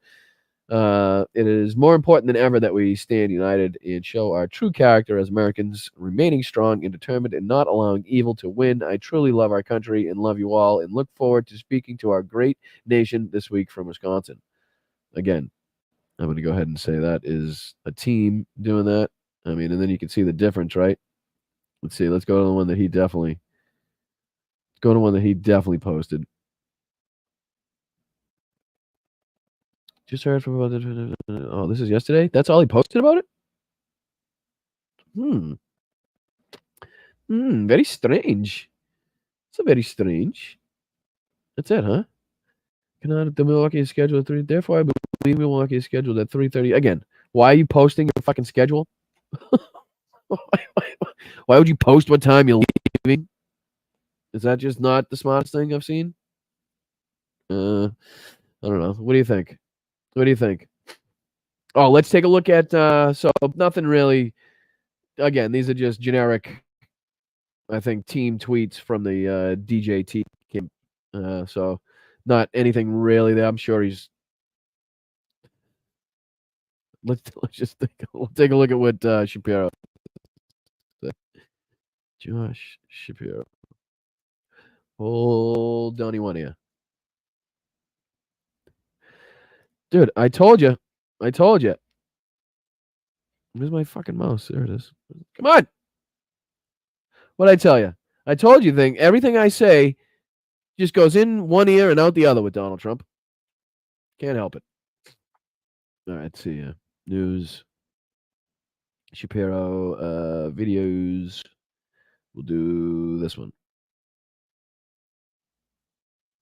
Can you see it? You can see it. All right, let's go.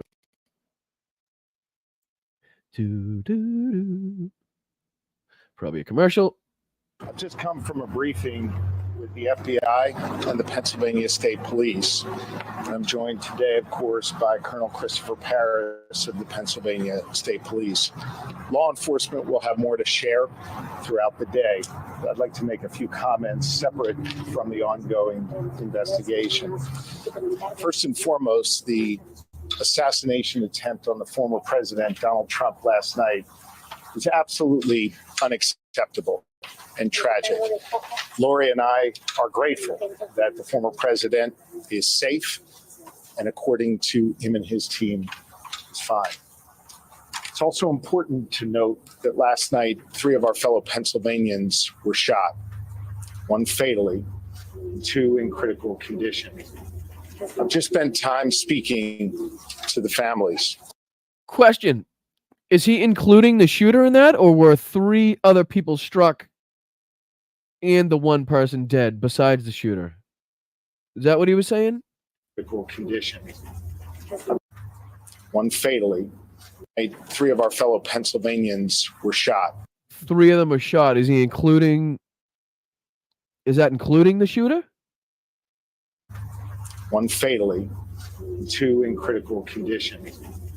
I've just spent time speaking to the families, and I want to offer my prayers and the prayers of all 13 million Pennsylvanians for the 2 individuals who are being treated at this time. So the 2 other individuals that are being treated, plus another civilian, another attendee was killed, and then the shooter was killed. So on top of that, so I got you. Okay, got you. We lost a fellow Pennsylvanian last night, Corey Comparator. I just spoke to Corey's wife and Corey's 2 daughters. Corey was a girl dad. Corey was a firefighter. Corey went to church every Sunday. Corey loved his community. And most especially, Corey loved his family. Corey was an avid supporter of the former president and was so excited to be there last night with him in the community. I asked Corey's wife if it would be okay for me to share that we spoke. She said yes. She also asked that I share with all of you that Corey died a hero, that Corey dove on his family to protect them last night at this rally. Corey was the very best of us. May his memory be a blessing. Last night was shocking for this community and for this Commonwealth, and I know for this country. Political disagreements can never, ever be addressed through violence. Disagreements are okay, but we need to use a peaceful political process to settle those differences. This is a moment where all. Thank you, guys. If you're just joining us, you're watching Blunt Politics. I am Boston Brian. We're just checking out Governor Josh Shapiro's statements about the assassination attempt and the obviously the other individuals that were hurt at the Trump rally in Pennsylvania. So I appreciate it to the over like 1,100 people that are watching this right now. If you could hit that like button, hit the subscribe button, I would very much appreciate it. Thank you so much. All leaders have a responsibility to speak and act with moral clarity. Where all leaders need to take down the temperature and rise above the hateful rhetoric that exists and search for a better, brighter future for this nation. It's the work that I try to do every day here in the Commonwealth of Pennsylvania. I don't know. The whole thing just seems eerie to me. And that's the work that falls to each and every American right now. So I ask that you join me in prayer for the 2 Pennsylvanians who are in critical condition. We continue. We're gonna get this out of here, please, mods. Thank you.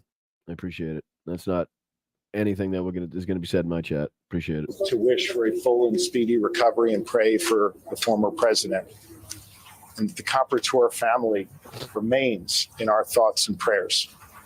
They have some very challenging times ahead of them. They will have an empty seat at the dinner table for the rest of their lives. But we need to make sure that Corey's memory is forever a blessing. And here in Pennsylvania, we will see to it that that is the case. International reactions are also pouring in after the attempt on Donald Trump's life. NBC's Danielle Hamamdjian is joining us with more on this. Danielle, what are our world leaders saying? Yeah, reaction has been coming in from presidents, prime ministers, world leaders from Europe, the Middle East, and Asia, all united in condemning all forms of political violence. Some of the first leaders to send their prayers to Donald Trump are some of his close. Please and thank you, Therapy. I do appreciate you guys. Sorry, I don't mean to bark orders, but not going to happen. Closest allies on the world stage. I'm referring to Benjamin Netanyahu, the Israeli prime minister, as well as the Hungarian prime minister, Viktor Orban, who in fact had missed the last day of the NATO summit in Washington to fly to Florida to meet with Donald Trump just 2 days before the attack. I think also, let me see here. I think Merrick Garland. Did Merrick Garland also make a statement? Merrick Garland. Let's see. I think he also made a statement. So let's see if we can check that out. Says shooting and attack is democracy world. Yeah. Let me do this one. Share this tab instead. Take a look at what feckless Garland has to say. I mean, Merrick Garland has to say. Heading to the RNC the next 24 hours. It's obviously going to be a massive security operation.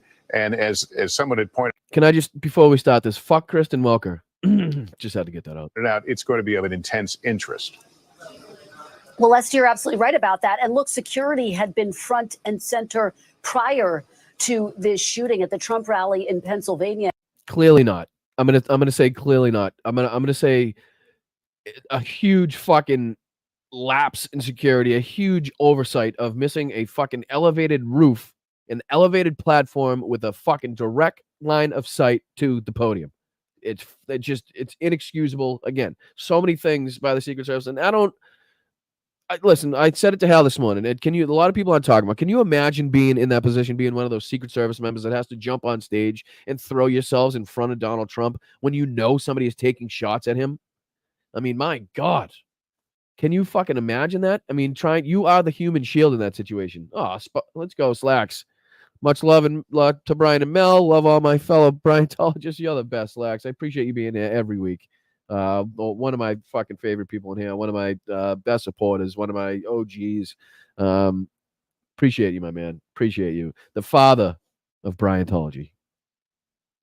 But yes, Denise, I don't know if you're agreeing with me. I think so. I'm just gonna say, but it's just a huge, huge, huge no-no that you just leave an exposed roof like that with a direct line of sight to the podium when a president is speaking. I'm sorry, the ex-president is speaking. It's just fucking, it's egregious. You can see it. You don't even have to see it in real life. You can see it in movies, how they go around and they check the buildings, clear the buildings, station people in these places that have, a direct line of sight or access to the grounds in some way.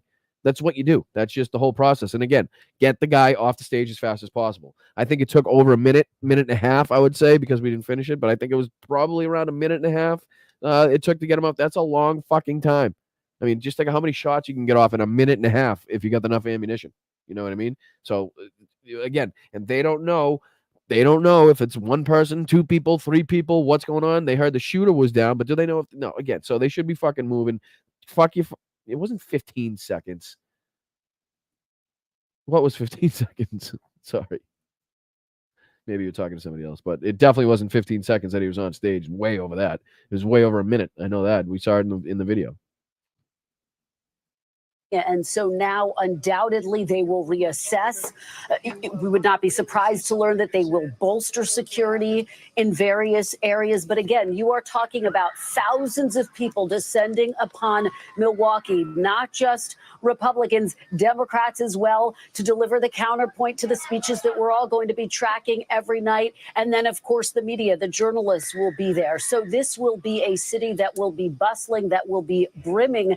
So undoubtedly, the security, again, Lester, is going to just be critical. We have talked so much about perimeters this evening. We know that both I agree. If the media has completely dropped the ball on pretty much every part of this election, every main focus, what they should be focused on. And again, agreeing with people coming to say that it's the rhetoric on the left that somehow caused this kid on the right, who's a registered Republican, to pick up an AR-15 or whatever rifle he was using and take action against Donald Trump is fucking ridiculous. the Republican National Convention, as well as the Democratic National Convention, which gets underway in August, that the planners for those events have spent a lot of time focused on the perimeters, making sure that they are as strong, as secure as possible, that it is as difficult as possible to access the area. Again, you're watching it right here. I mean, I'm sorry. I'm not trying to call you out. If you were saying this is 15 seconds, you very well could have been talking about something else, and I apologize if you are, but it's clearly not 15 seconds. It's clearly a lot longer than that. You know what I mean? I mean, you're looking at him here. Where the speakers will be, where the delegates will will be. And so, again, Lester, this is a moment for a reset, undoubtedly, when those who are planning still on stage. The Republican National Convention, the security detail for that event will take a step back and reassess everything that they have just planned. Lester, all of this.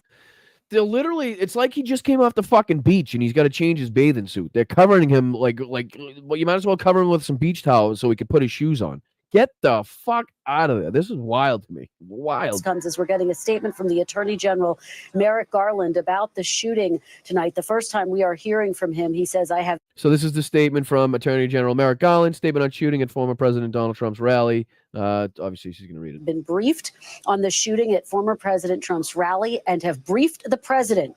The FBI, ATF, U.S. Attorney's Office for the Western District of Pennsylvania, and the Department's National Security Division are.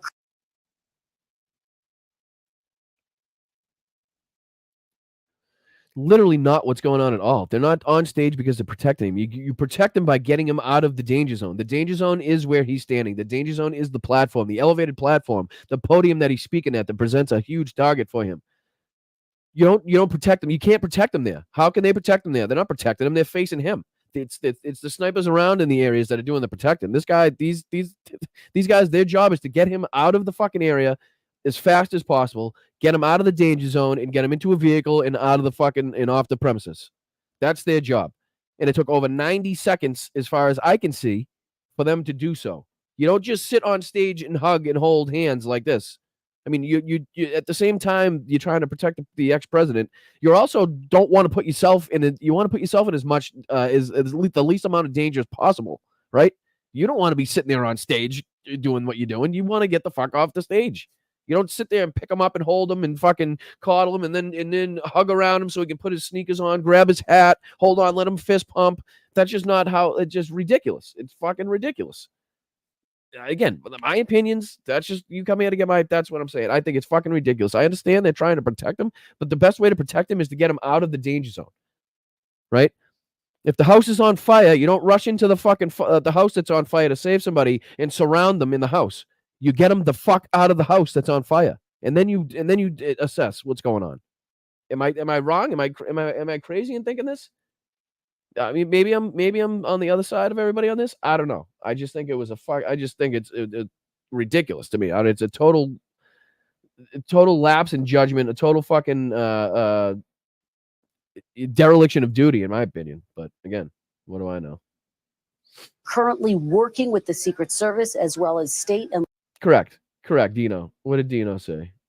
Dino said sitting ducks. Where'd he go? There he is. Exactly. While you're on that stage and you don't know the exact location, number of shooters, what's going on, those people aren't privy to that information. The only information they got is that a shooter was down. Okay? They don't know if there's 4, 5, 6, 1, 2 shooters. So again, you're still in that moment. You don't just relax yourself because you heard that the shooter's down. You're still getting them the fuck out of there.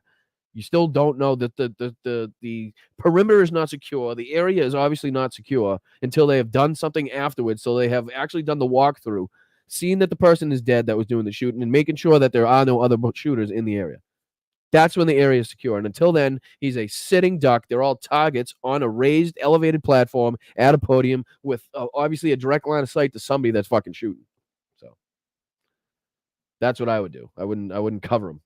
Local law enforcement partners on the ground in Butler, Pennsylvania. My heart is with the former president, those injured, and the family of the spectator killed in this horrific attack. We will not tolerate violence of any kind, and violence like this is an attack on our democracy. The Justice Department will bring every available resource to bear to this investigation. They don't need clearance to move him. They do not need clearance to move him. They are in charge. If they say go, they go. If they say now, it's now.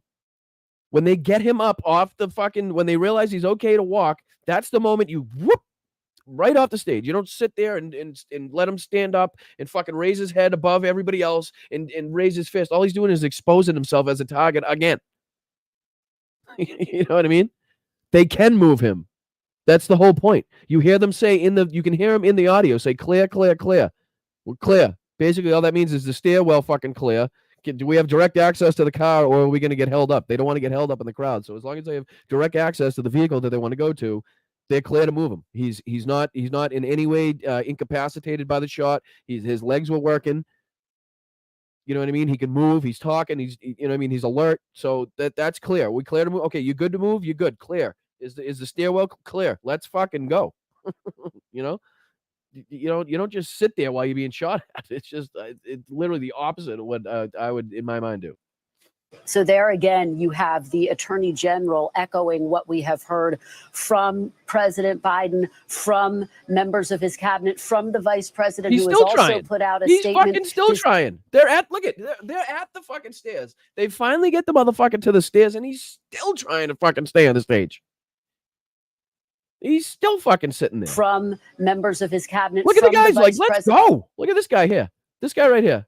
What am I looking at? That's not the one I'm looking at. Where am I looking? Yeah, right here. This guy right here. No, that's not what I'm looking at either. Where am I looking? All right, this guy. This guy right here. Look at him. He's like, let's fucking go, dude. What is going on? What are you stopping for? President, who has also put out a Let's statement go. this Let's evening go. to He's trying to pull him down the stairs. Let's fucking the violence, condemning this violence in the strongest terms possible. We have, of course, Vaughn was just talking about the fact that this day started with. Was it like, did he get hit in the leg or something? Why is he having trouble walking? Like, why? You know what I mean? Why? I don't know. I understand covering them. I get the covering so you can protect them that way. Of course, Vaughn was just talking about the fact that this day started with journalists, people who are interested in politics, wondering if this would be the day that former President Trump would announce his pick for the VP nomination. And of course, this was not the day. This turned into a very different day. But all of those who are a part of that process have. They're literally pushing him. Sit the fuck down. Get in the car, dude. Stop exposing yourself, you fucking moron. Weighed in as well to condemn this violence in the strongest terms possible. And again, Lester, this is one of those moments where, to some extent, for a brief moment, the politics. I mean, they did great work there. I gotta say, once they got him off the stage, they did. That's exactly what they're fucking supposed to do. Cover him, scoot and move. You know what I mean? Scoot, cover, move, cover, move. I think they did a fantastic job there. But it was just the time it took to get off stage is what I'm talking about. It just, I guarantee, if you were to interview an ex-Secret Service agent or a current member of the Secret Service, and you said exactly what you guys were saying earlier, hey, how does the practice go? Is there a time that you guys have that you expect to get the president off stage when in an event like this? How long do you think it should take? I guarantee he doesn't say a fucking minute and a half. I can tell you that much. I can guarantee he's going to say fucking 10 seconds maximum, 20 seconds. If he's fucking, if he's mobile, if he's alert, he's talking and he's walking, boom, hello, get the fuck out. Fuck your hat, your socks, your jock strap, your shoes. I don't care if your fucking contact fell out. I mean, you're going to sit there and readjust your belt too? Do you want a comb for your fucking hair? Should we sit here and fucking wipe up the blood on your face and sit here on the stage exposed while we don't know what the fuck's going on? Huh? What else should we do? What else do you need? You want a fucking drink, sir? Can I get you a Coke? You want to hey, can we get a Diet Coke, please? We're going to be here a while, I guess. He's going to fucking put on his shoes. And boy, have you ever seen him try to bend over and tie these fucking things? We're going to be here a while. Oh, did you get his hat? Oh, it stepped on a little bit. Hold on. Let me fix the hat a little bit. Let me pop up. Oh, the hat looks good. Okay, get the hat back on. Like, what the fuck? Good Lord. You know, oh, did you want a Big Mac while we're here, sir? Do you want a Big Mac? What, can you not hear me? Do you want, I said, do you want, turn your head. Maybe turn your, do you want a Big Mac? You know, like, just wild to me. And I could not get over the fact, I could not get over this last night, how long it fucking took. I could not fucking get over it. And again, the Secret Service are in charge here. It's not Donald Trump being like, okay, this is what we're going to do. It's the Secret Service telling him, sir, we're moving. This is the way we're going. That's the vehicle we're getting into. Get the fuck in. Get the fuck out. Simple. Pretty fucking simple. I mean, it's not really hard. This isn't, it's not rocket science. Dive on stage, cover the president, fucking scoot. Done. Aw. I love you back. I appreciate it. It seems like I might be pressing a few buttons in the chat today. Excuse me. Might be pressing a few buttons in the chat today. I don't know. Maybe it's just me, but I mean, I'm not conspiratorial. I'm not saying that it's, you know, faked or, you know, it's an act. I'm just saying I'm pointing out basically the little intricate details and the derelictions of duty that led to this event happening. You know, the initial sweep of the area, the placing of Secret Service agents and affiliated agencies around the area, clearing the site, having people on rooftops that have lines of sight to every possible raised platform that somebody could possibly use to do something like this. This should all be taken care of not only hours before, but days before the event. That's what happens when the president goes. A team is sent ahead when the president goes somewhere. A team is sent ahead to secure the location, to secure the surrounding buildings, to get on the rooftops, to get their vantage points down, to make sure that they know where they're going to be, where they place their men, to make sure that all the businesses in the surrounding area or the houses in the surrounding area know what's going on. It just, again, what is Renee? Renee, I agree. I was flabbergasted at how many times he was allowed to expose himself to trying to get him. Exactly. Exactly. Literally, the last thing you want to do is expose yourself in that situation. You know what I mean? Oh my.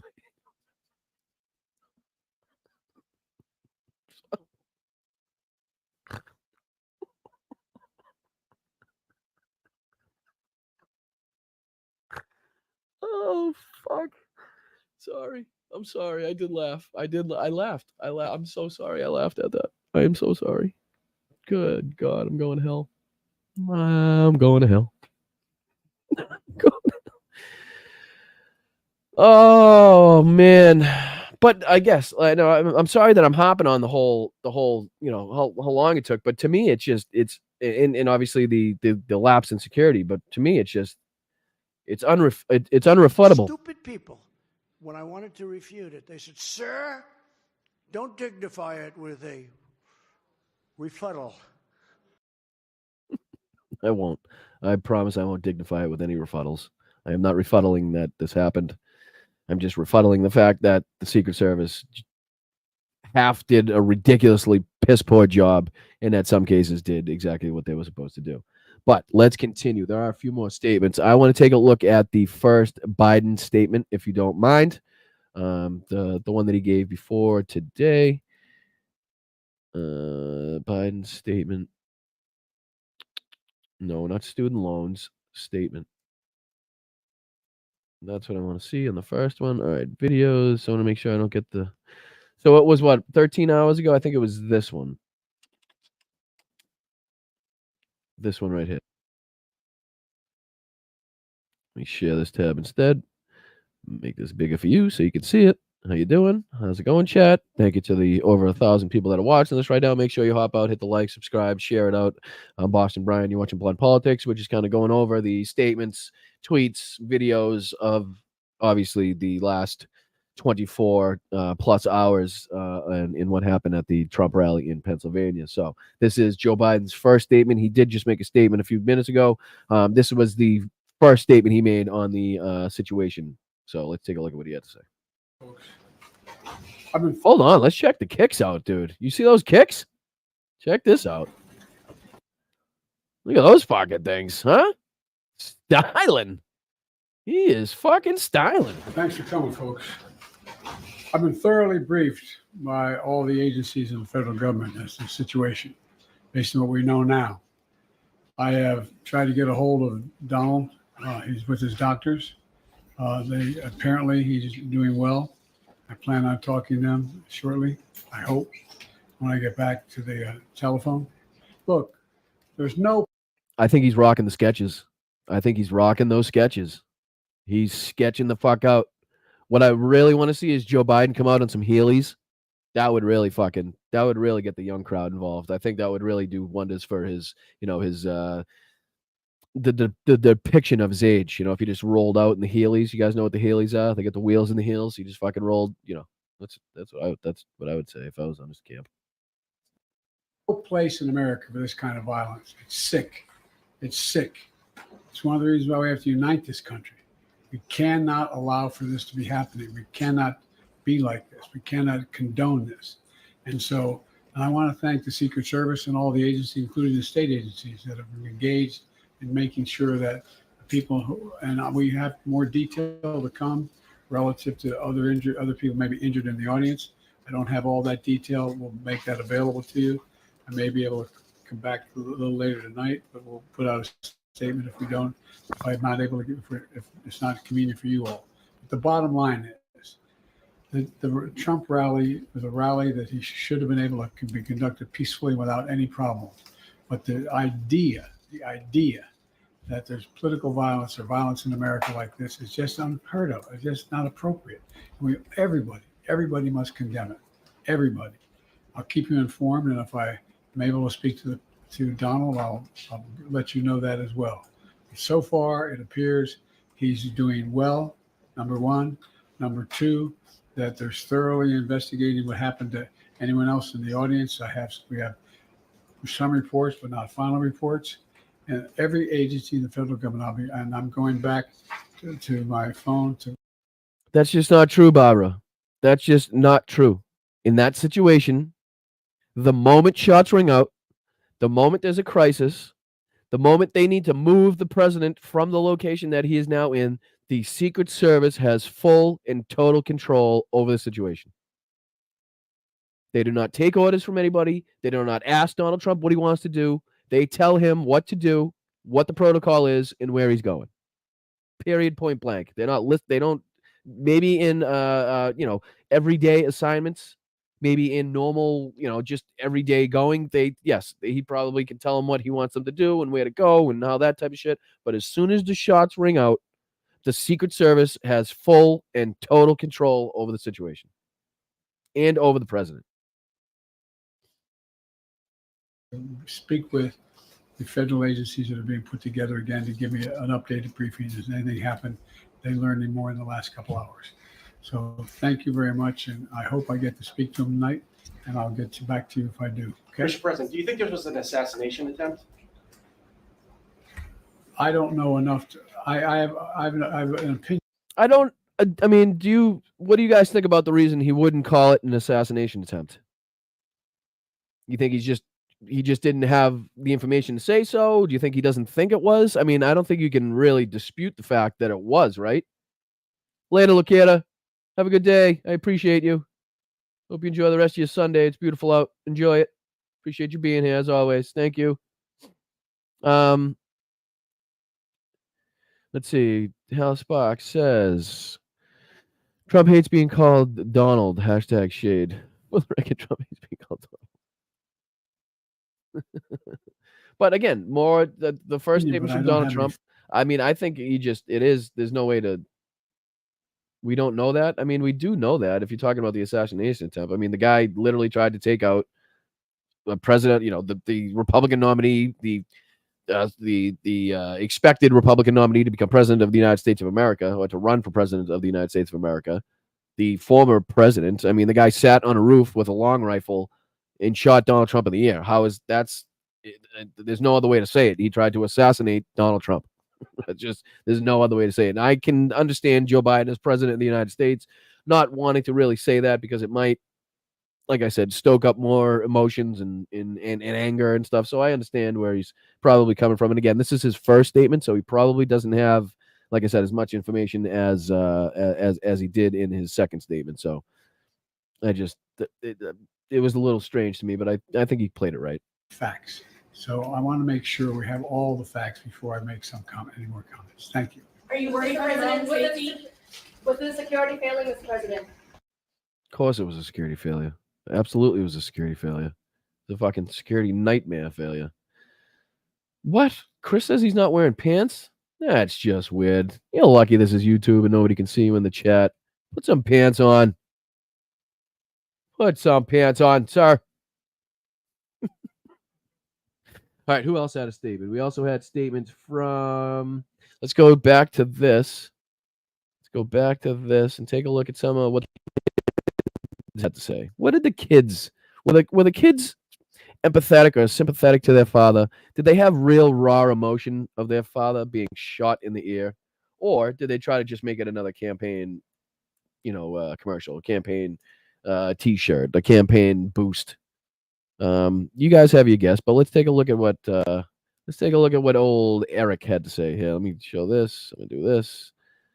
Let's see here, Eric. Let's see what's going on. Okay, 2 years ago today, we lost this incredible woman. I have no doubt. Okay, that's the first one. The Trump's thing, never surrender. This is the fighter America needs. Here we go. 4.8 million views. Already using this to his benefit. How they just happen to get the flag in the picture. It's amazing. Just, coincidental, I guess, that they managed to get the giant flag in the picture without really covering any of it, actually. Pretty clear. But anyways, that's what Eric is posting. Let's see what old Donnie Jr., old Donnie Coke Nose has to say. Old Donnie Sniff. Old Donnie Straw Nose. See what he's got. He'll never stop fighting to save America. Yeah. The left wing, let's see what he's got here. The left wing media and Democrat political hacks are actually trying to both sides some psychopath attempting to assassinate my father. Just when you think these people can't get any lower, that's what they do. I think the only people both siding this are the people that are trying to blame Democrats and their factual rhetoric towards Donald Trump for a 20-year-old Republican, I guess, trying to take shots at his father. Why that, again, is... he's basically talking about right-wing commentators that are trying to blame the left. So how the fuck that makes any sense to me? I don't know. Don't tell me they didn't know exactly what they're doing to this crap. Here he goes. This is his insinuations. Calling my dad a dictator and a threat to democracy wasn't some one-off comment. It has been the main message of the Biden-Kamala campaign and Democrats across the country. Yes, that is very true. I have no notes, nothing to say to that, because it's all factual and it's all true. And the rhetoric will continue to be that will continue to be the rhetoric. Okay, let's take a look at the examples he gives. Joe Biden. Donald Trump is a genuine threat to this nation. He's a threat to our freedom. He's a threat to our democracy. He's literally a threat to everything America stands for. Again, I see no notes. I have nothing to add to that. Seems pretty fucking on the money. Seems pretty direct and factual to me. So again, Let's see here. Oh, and another Joe Biden. Okay, Justice Sotomayor warned us in her dissent that based on the majority decision, Trump could take out his opponents, take bribes, and lead a coup while president and be immune to being held accountable. He really could become the dictator that he promised to be on day one. Again, nothing in there calling for violence, no mention of harm to Donald Trump. And it's funny. Let me come back to you for a second. Is it odd to you? Is it odd to you that this happens just mere days after the Supreme Court ruled that the President of the United States could pretty much send SEAL Team 6 out to take out his political rival, and he would be immune from prosecution? Does this whole immune from prosecution by taking out your political opponents or somebody that you don't like, could that have maybe run into the psyche of this psycho? Could that have played a part in why he did that? I don't know. Just asking questions, Tucker. Just asking fucking questions. Just seems a little strange to me that, as much political fucking animosity that we've had in this country, as divided as we are in this country, this type of shit hasn't happened. But mere days after the Supreme Court rules that the president has absolute immunity, barring some restrictions on what is actually considered an official act, which seems almost impossible to do considering you can't look at the motive of the president.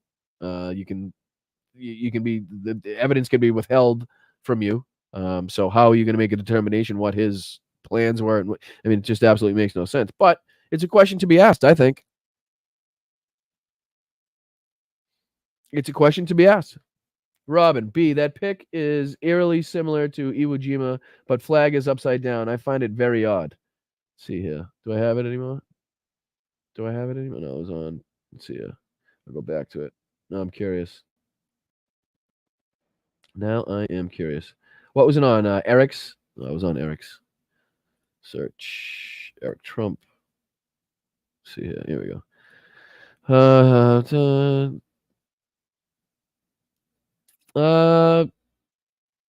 Wow. You're kind of right, Robin, huh? You're kind of right, Robin. Let me see. Am I not showing it? I'm sorry. View tab and StreamYard? How do I do that? Oh, no, sorry. I'm just not showing it right. There we go. Robin, not a bad observation. It does in some ways not represent, but what's the word I'm looking for? What's the word I'm looking for? It resembles the Iwo Jima picture. It does. Just remove the pole, just remove Donald Trump and add a flagpole. You almost have that black here. If you take a look at this, You get the black thing like it's a flagpole and the fucking flag here. I think that's a great observation, Robin. I think that is a great observation. I don't think it, like I said, I don't think that was you might get mad at me. The flag is upside down. Absolutely. You're right. Absolutely. So stupid. What's stupid? Moms, what do you got for me? Hit me, Moms. What's stupid? I want to know. I want to know right now what you fucking stupid. I really do. Remind MAGA people of patriotism. Can you hear me now? Well, the thing is this going to lead? Is this going to lead to more gun control? You think? Can we finally agree now? Can the two sides finally come together and agree that gun control, that major gun legislation in this country is warranted, is needed? When it's not just the American people at risk, but when you see shit like this start to happen, I don't know. I guess they don't give a fuck if it's kids, right? They don't give a fuck if it's people at work with some fucking psychotic ex-worker that came in and decided to shoot up his office building. They didn't seem to care in Uvalde when the cops waited outside for God knows how long. Silly Brian. What am I silly? What is silly? You guys are all over me today. I don't know what's going on. I don't like it, though. I do not like it. We're a nation that just recently heard that Saudi Arabia and Russia will repeat. Can you redo and get off my back, please? Stop, please. Just expressing my opinions. Oh my God, why is there a woman there? Oh, that's another thing. Oh, that's another fucking angle. Forever Young. That's another thing that I want to talk about. The bigotry, the misogyny that's coming out of this. If you take a look at Matt Walsh and what they're tweeting, they're actually blaming this on the women Secret Service agents. Can you believe that shit? And I fucking shit you not. I am not lying to you. Check this out. Check this out. View this. Do here. Let's see. I cannot stop watching the Secret Service lady who can't holster the gun. There you go. So that's Dave Portnoy with his misogyny in this whole situation, deciding to call out the lady that can't holster her gun. There, it's holstered. I don't know what the fuck he's talking about there. That's ridiculous. Look at this. This is what he's reposting. This is exactly why women should not be police, military, or Secret Service. Her one job was to jump in front of him and take a bullet for Trump, but instead she cowered behind him. I don't even blame the girl. I blame those who hired her. Literally, snapshot. You have no idea. Literally no idea. She could be rushing on the stage there, ready to jump on the guy. Talk about bringing out misogyny at the most inappropriate time, right? This lady is on the stage risking her life for Donald Trump. Risking, at this very moment, that this picture was taken, jumping on stage. You know what I mean? When shots are fired, maybe she wasn't there yet. She wasn't in position yet. So what are you going to do? Obviously, I'd fucking take cover. Who knows what she's doing? She's getting up. I mean, just the misogyny in this is fucking ridiculous. And I haven't even gotten to Matt's post. I haven't even got to his post yet. What's he saying here? Look closely at Biden's right arm. Yes, he's waiting to hold the door. Now it's down. These people are ridiculous. Get ready for the media to report that the shooter was a radical right-winger with Trump for not being right-wing enough or something. I wouldn't be surprised if that's the narrative they try to run with. We'll see if they're that brazen. So this is him trying to get ahead. You guys with me? This is him trying to get ahead. Oh, thank you, Gino. Appreciate you, my man. This is him trying to get ahead of the actual story. So now they're gonna be putting this out like it's some ridiculous thing. So if anybody now says this, he can say that, oh, I told you they were gonna say that. Yes, because so far with the information that we have, this seems to be exactly what the fuck happened. And again, if anything changes, I will let you know. But as far as I'm concerned, the information that I've seen that has determined he is a registered Republican wearing a Demolition Ranch shirt with an upside down flag with the blue line on it. You tell me, what else am I supposed to think? What else am I supposed to come up with? What other answer is there? I mean, I'm sure the kid must have had some social media. He must have had some journal, some notes, some people that he talked to. Should be pretty easy to find out what this kid's beliefs were and what he actually stood for and what he actually was there trying to do. Shouldn't be that difficult. So this is how they're trying to get ahead of this situation, by basically ridiculing what we actually know now as like fake. Here he goes again, Matt Walsh, blaming the female agents. Listen to the audio here, and you can hear the female agent frantically shouting, "What are we doing? What are we doing? Where are we going?" The fruits of DEI on display yet again. Can you believe this shit? Can you fucking believe this shit in this situation? And they have the audacity, the fucking depravity, the sickness in their soul, the putrid fucking rancid sack of shit that they call a heart, to call out women in this situation as DEI hires. How can you get there? How do you get there? Let's listen to it and see what he's talking about. We already heard this. We heard the audio. I called it out to begin with. I'm calling it out as a lack of judgment, as being ill prepared. But in no way, shape, or form does that have to is that represented by her being a woman. That is just them as a team. I'm talking about the Secret Service as a whole, as a team. I don't care if you're a man, woman, whatever the fuck you are. It seems like they were ill prepared. They didn't execute what they should have executed the way they should have executed it. And they seemed rather confused on what they were supposed to do. It has nothing to do with them being females. Because guess what? There was males on the stage there, and they didn't seem like they knew what the fuck to do either. See if you can hear. And then the worst president in the history of our country took over. And look what happened to our country. Probably 20 million that jumping this.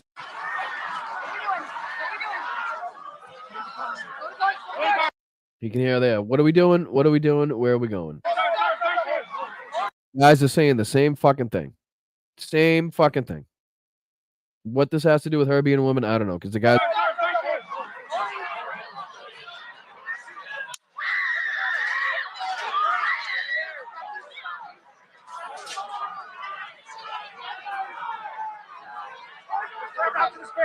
Moving his hair. Hold. When you're ready. On you. Ready. Move. Up. Move. Go. Up. And another thing, did you just notice that? Up, move. Guess what happens? Absolutely fucking nothing. Up, move. They don't move. Am I wrong? Am I right? Am I right? Am I wrong? Listen to him. Up, move. We're ready. Up, move. That's when you move, typically. I don't know. When the guy says move, you fucking move. But guess what they didn't do? Move. Hawkeye's here. Sir, get ready. Sir, get ready. Ready?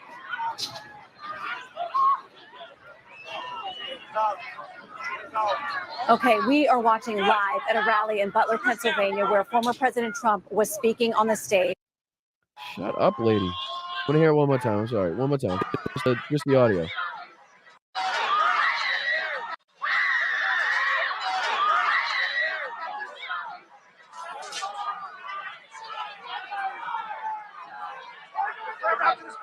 Moving his hair. Hold. When you're ready. On you. Ready. Move. Up. Move. Go. Up. Hawkeye's here. You ready?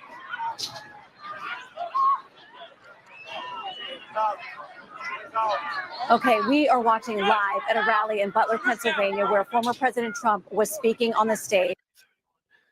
All right, it's at least 31 seconds that I just counted from the time they said clear, let's go, and they still hadn't fucking moved. Now go ahead. Let's hear your opinion on that one. Try to tell me I'm wrong and the fact that is that how it's supposed to go, people? Is that how it normally goes? Is that how it normally goes? Up, move. Hold on. By move, I mean let's sit here for another fucking 45 seconds. That's what I mean. We're clear to move, so let's move. But you know what? He doesn't have his shoes on. His socks, I think, are on the wrong fucking feet. Oh, no.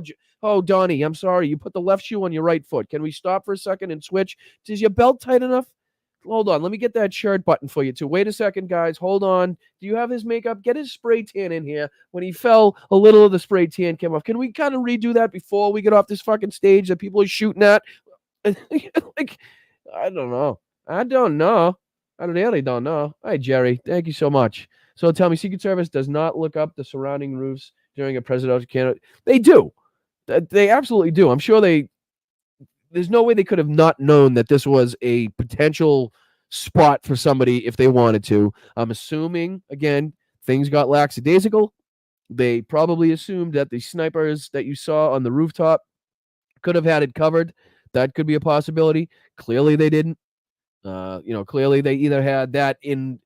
Hal and I were talking about typically what you do, and again, correct me if I'm wrong if anybody has any better information, but to the best of my knowledge and from what I've read from certain things that have gone on with the Secret Service, each sniper team, right? And sniper teams usually comes with a shooter and a spotter, right? The guy with the gun, guy with the glass. So they can tell it, they have their ranges marked out. That's typically what they do before all this. They'll mark out certain things, buildings, flags, cars, whatever it may be, something that's in the area. They will know the distance to that so that they know what, they can just call it out. Okay, boom, boom. They might even give each one of those things in their vantage point in their area nicknames or a little, what is it? Not an anagram or a fucking, they shorten it so they can just get it out quick. The military loves their little fucking, they love their little names for shit. Some people say Biden's DEI secret. Hold on, Hal. Sorry, I hit the wrong one. Some say Biden's DEI Secret Service woman failed Trump. Also think Biden is behind the white male shooter. Oh, Mr. Jesus Christ. But again, how your mind could even go here, like in this video, I never even noticed. Like, I noticed that there were there were, multiple female Secret Service agents, but I didn't think it was strange. I didn't think to watch them more closely than I was watching the male fucking Secret Service agents. You know what I mean? It's just my brain would never even go here. Where were the heat sensor drones? You know what? Fuck, that's a good question. Why? I mean, and I'm not saying I don't know if they do or don't, but I think why wouldn't they utilize drones more in this situation? You know what I mean? The vantage point you could get with just a drone and a simple camera on it would be, I think, invaluable to the Secret Service. I mean, while the snipers, you could have a 3-man team. You could have a shooter, a spotter, and a man on the on the drone with the glasses on, flying around, just scanning the area. Those things are fast. You can scan that whole area, no problem. Rooftops, you can come right down to eye level. You can do whatever you want with those things. So I think that's a great point. Why they don't utilize them more, and I'm saying I don't know if they do or don't. Maybe they do and they just don't tell you. I don't know, but quote who? Yeah, it's they. Why don't they do it? The derp state. It's they. But yeah, great question. That's what I would think. See the BBC interview with the guy who spotted the failed sniper. Yes, that's another thing I was going to. Let's check that out. Thank you. BBC. Let's do this. Maybe that'll work. Videos. It's just the guy with the red hair, right?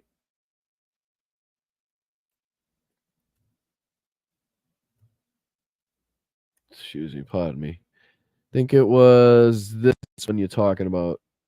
I do believe. Let me know. Give me a thumbs up in the chat if this is the one. Yes, Hal is the deep state. I had a great time last night. Okay, play. You can play now. Come on. Any day now.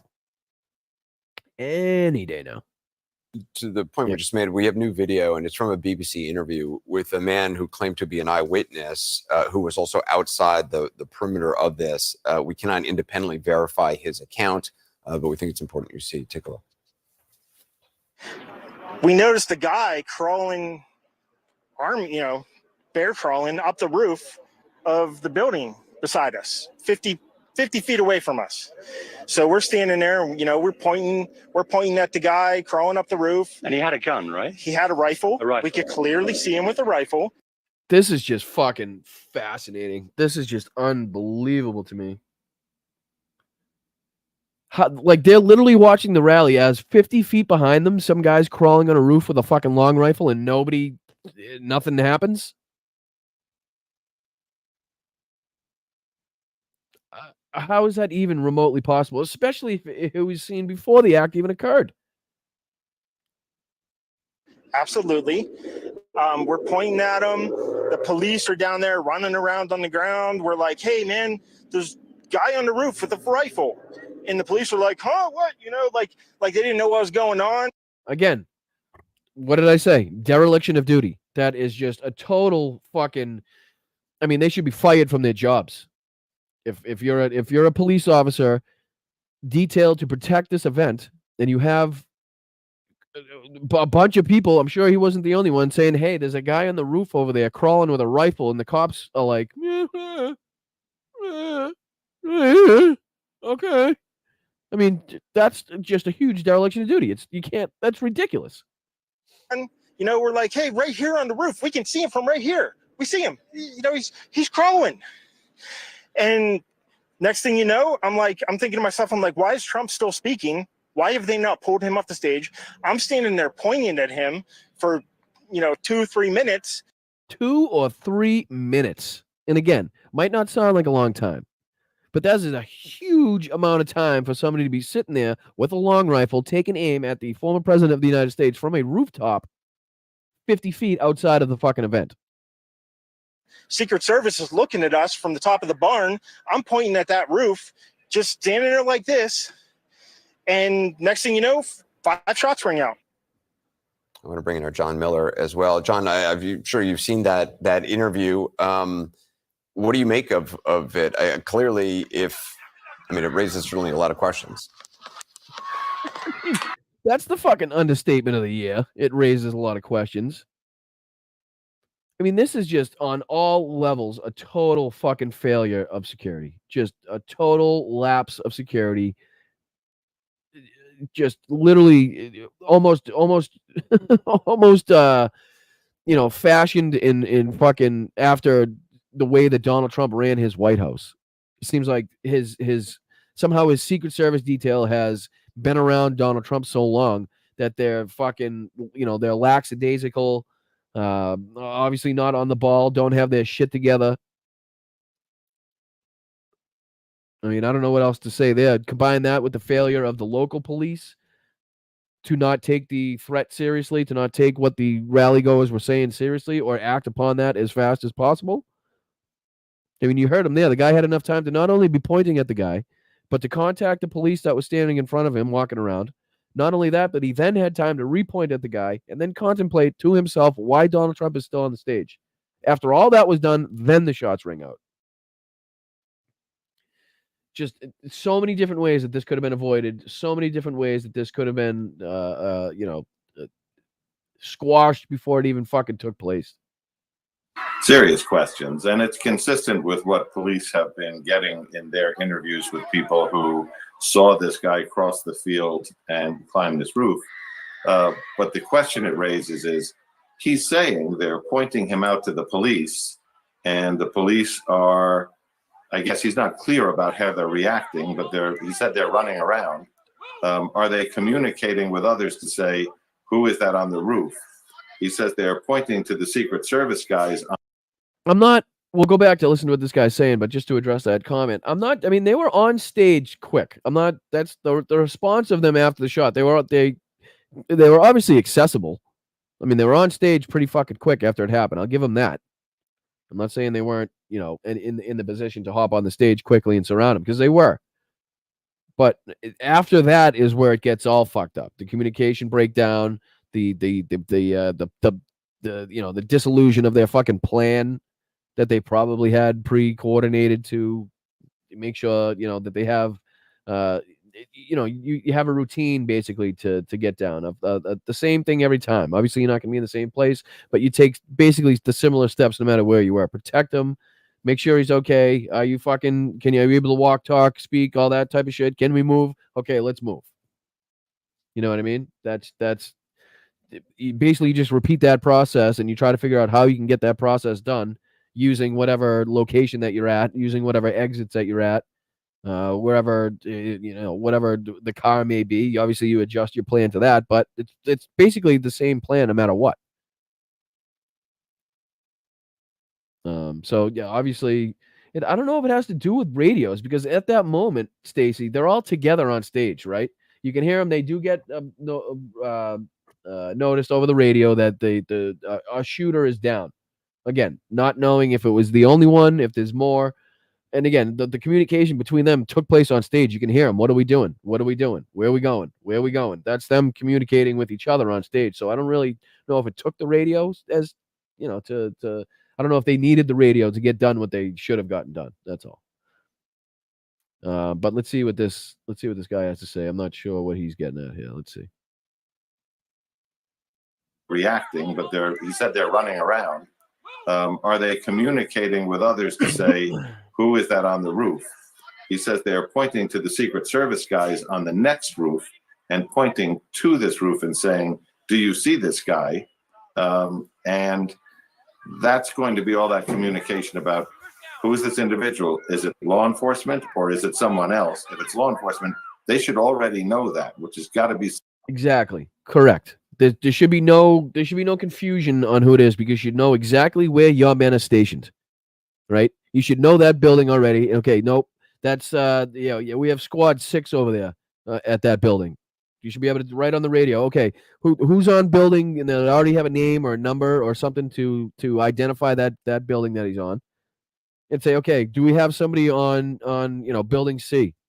Yes, we do. Team 7 is on building C. Okay, copy. Do we have anybody on building C? No, nobody should be on building C. Okay, we have somebody on building C. Let's act.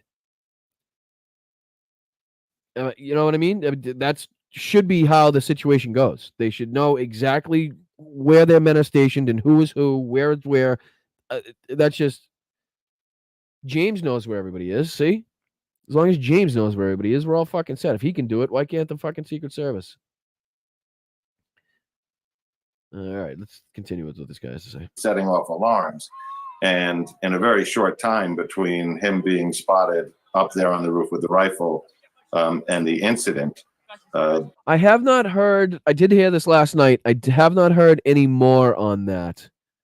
Again, I cannot confirm or deny at this point whether it was the bullet that caused Donald Trump's injuries or, again, the speculation that it was a piece of the teleprompter that may have,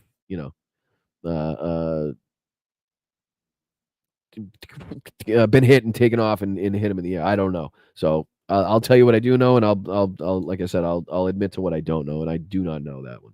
I do not know.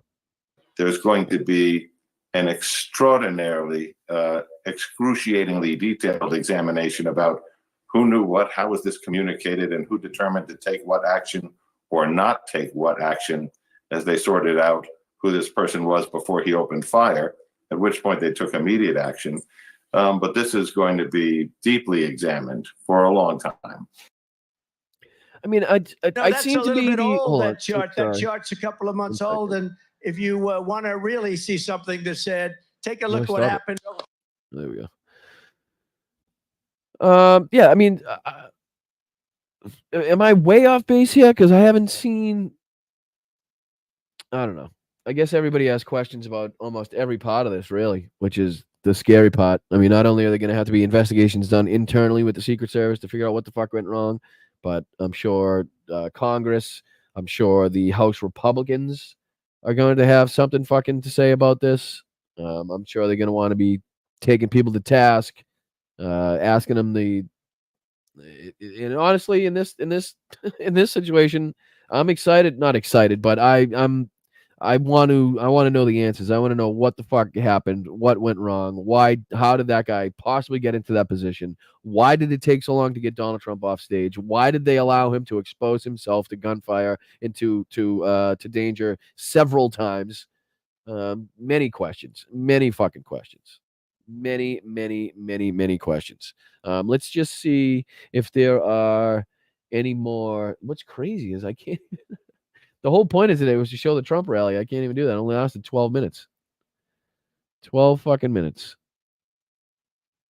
Unreal. Is there anything else that you guys would like to see? Please let me know if there's any other videos or interviews that you guys have heard about that you are looking to see, and any more information that we could get. Let me know. Again, Joe Biden said he will be possibly doing another speaking engagement, another press conference tonight from the Oval Office to maybe further clarify, further speak about the events. Let's see here. Hey, Brian, I keep trying to explain what the SS were doing and did, but you're not reading it, I guess. I think we went back and forth for about 5 minutes before. Of course, I was reading your messages. You don't have to explain to me what the Secret Service was doing. I have eyeballs. I can see what they were doing. I have ears, one more than Trump has, I guess, but I have 2 ears and I could hear what they were saying too. So I don't need anybody to tell me what they were doing. I know what they were doing. They just didn't do it very well or in the timely fashion that they should have. That's basically what it comes down to. That's basically what it comes down to. But yes, I'm reading it. I can't respond to every chat. I can't respond to every comment. I do my best. Lincoln Project. Good call, Jess. I know they had something going on too. Lincoln Project. Good call, Jess. Let's see here. What we got here. Did they do an ad or did they put up a statement? Let's see here. I've never been on this. I don't know how to look through it. What do I do? What do I do? I'm going to see if there's any videos. Yeah, 6 days ago, 3 days ago, 1 month ago. I don't see anything. Aftermath video of Future of Terrifying. Is this what it is? Oh, this is I think this was pre-shooting.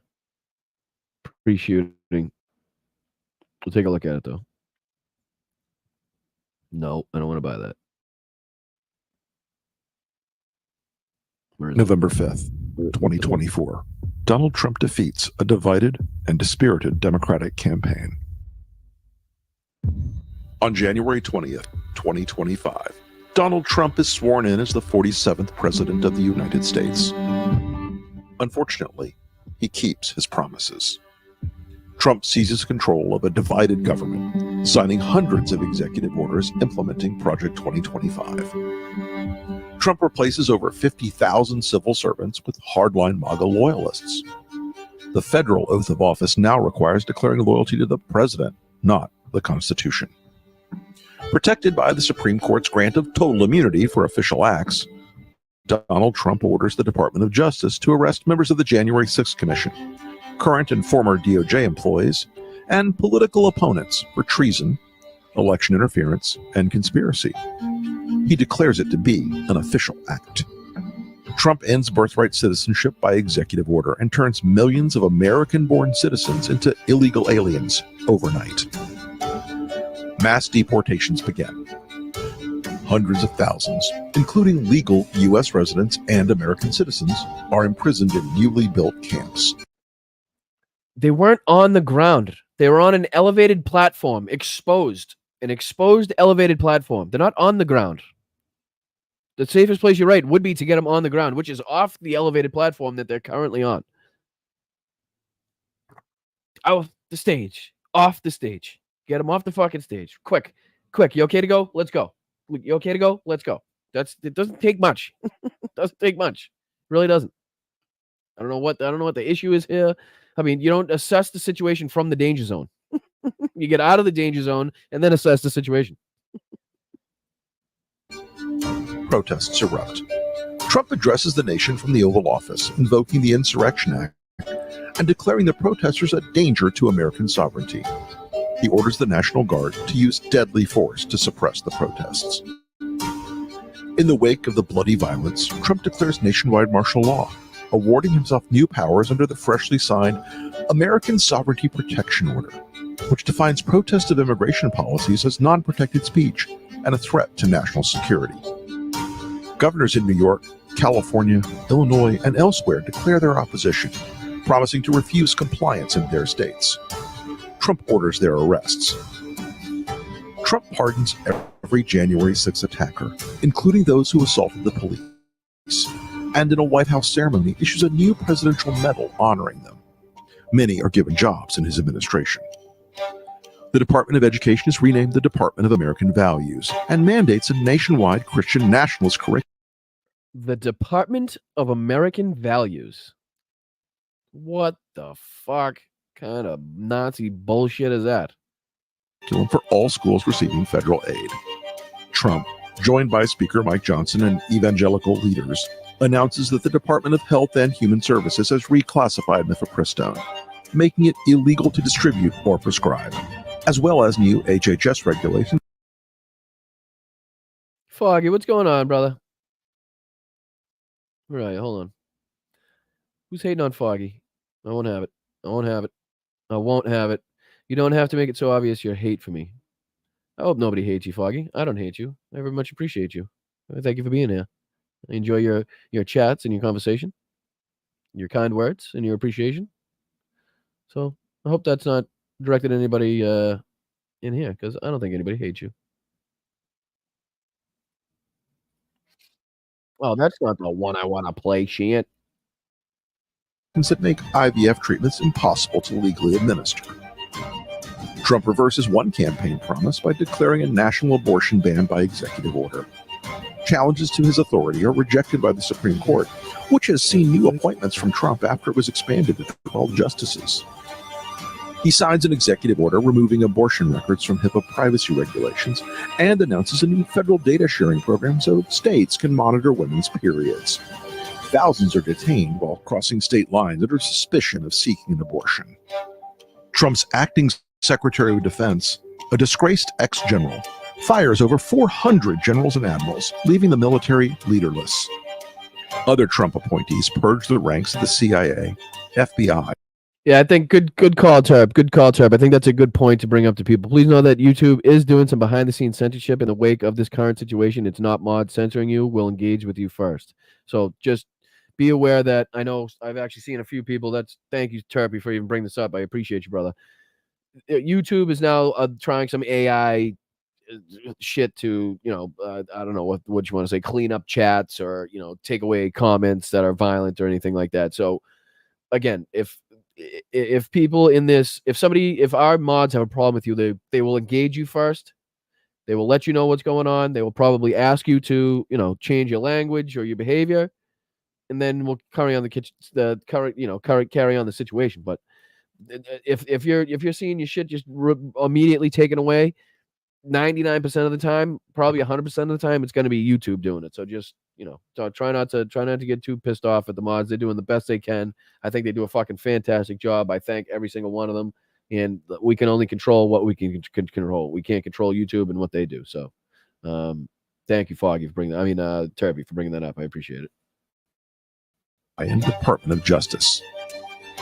By executive order, Trump withdraws the United States from NATO and ends Pentagon cooperation with Ukraine. Russian tanks enter Kyiv. Vladimir Zelensky is killed. It is announced that Trump will run for a third term, claiming he was unfairly cheated in the 2020 election. I think that's probably a very likely situation if Donald Trump were to ever get back in the White House. I think this whole, I had the election stolen from me. It was rightfully mine. Yada, don't worry about the 60-something court cases that we lost. Don't worry about the lack of evidence that we have. I was robbed. So in order for that to be righted, in order for this situation to be right, I am going to extend my my term. I'm going to allow myself to run for a third term because I was treated so unfairly. I think that is a very likely situation. His Supreme Court ultimately agrees with this interpretation, paving the way for Trump's 2028 re-election. If you hear all this and believe it isn't possible, then ask yourself, what did you believe was impossible just 8 years ago? This isn't a fantasy. It's Trump's plan, and he's counting on you to believe it couldn't happen.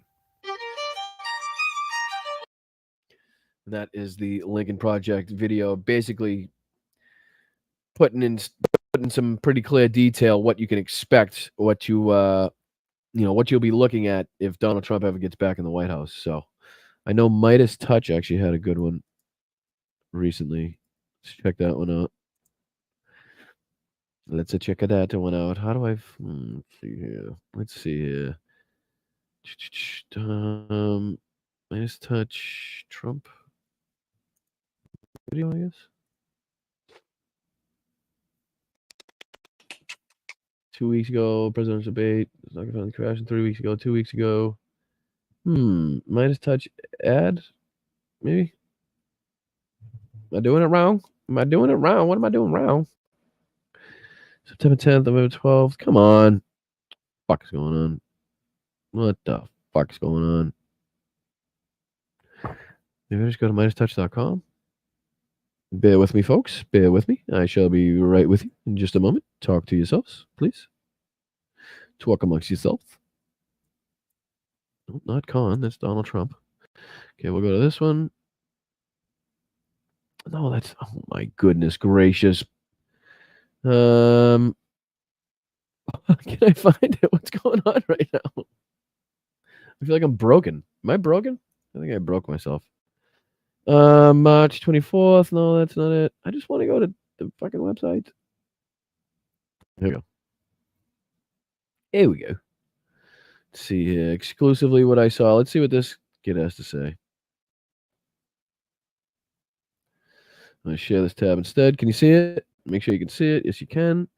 I am a Gen Z Democrat who went to Trump's rally to try to educate voters on the issues. Then all hell broke loose. This was my experience.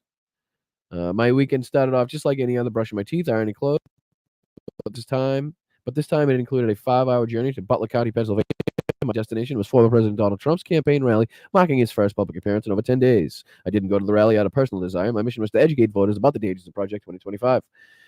My approach to this rally was to avoid appearing controversial and combative. Instead, I aimed to convey the risks of Project 2025 from the perspective of someone the far-right conservatives could trust somebody who appeared to be a fellow Trump-supporting Republican.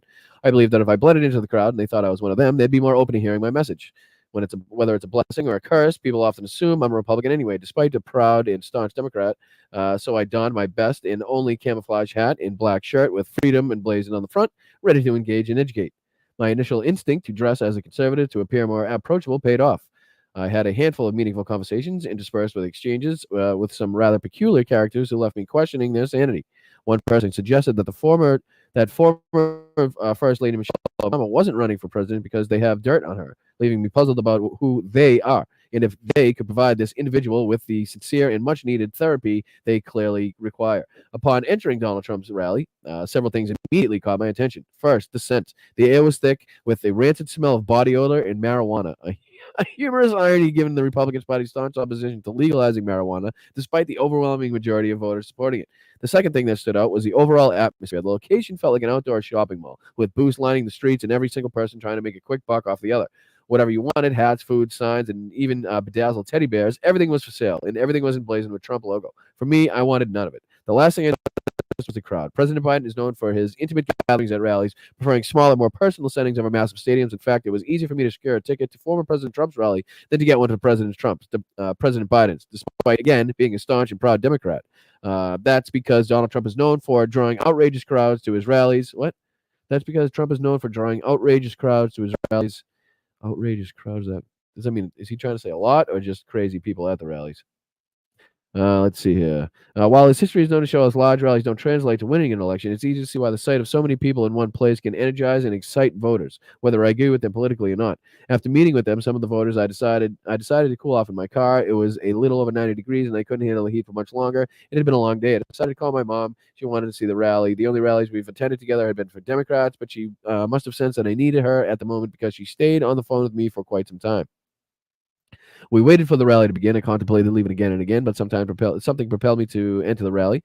With my mother on FaceTime, I gained my re-entry and explored the rally, showing her the absurdity and cult-like behavior displayed by Donald Trump supporters. Mothers were dressing their children up like convicted felons, and men were saying that most outrageous things without a care in the world about who heard them. The rally was beginning. Former President Donald Trump had just stepped on stage with moments delivered what might have been the most divisive speech I've ever heard in person. I wanted to mock him, but I knew this wasn't the time or place. I had to keep reminding myself that I was undercover. People didn't realize I was a Democrat, so I remained silent to avoid any confrontation as that wasn't my goal for the day. I decided it was time for me to go. As I couldn't listen to any more of his nonsense, I left my spot at the front of the audience and made my way to the back. As I walked, I took a video of people exiting the rally before I had concluded, finding it humorous that they too seemed disgusted or bored by Donald Trump's remarks. In reality, they were lucky to have left early. But just moments after this video was taken, the first shots were heard. Now let's see what he has to say. I think this is the same kid. I'm at the Trump rally and somebody just started shooting. What just happened?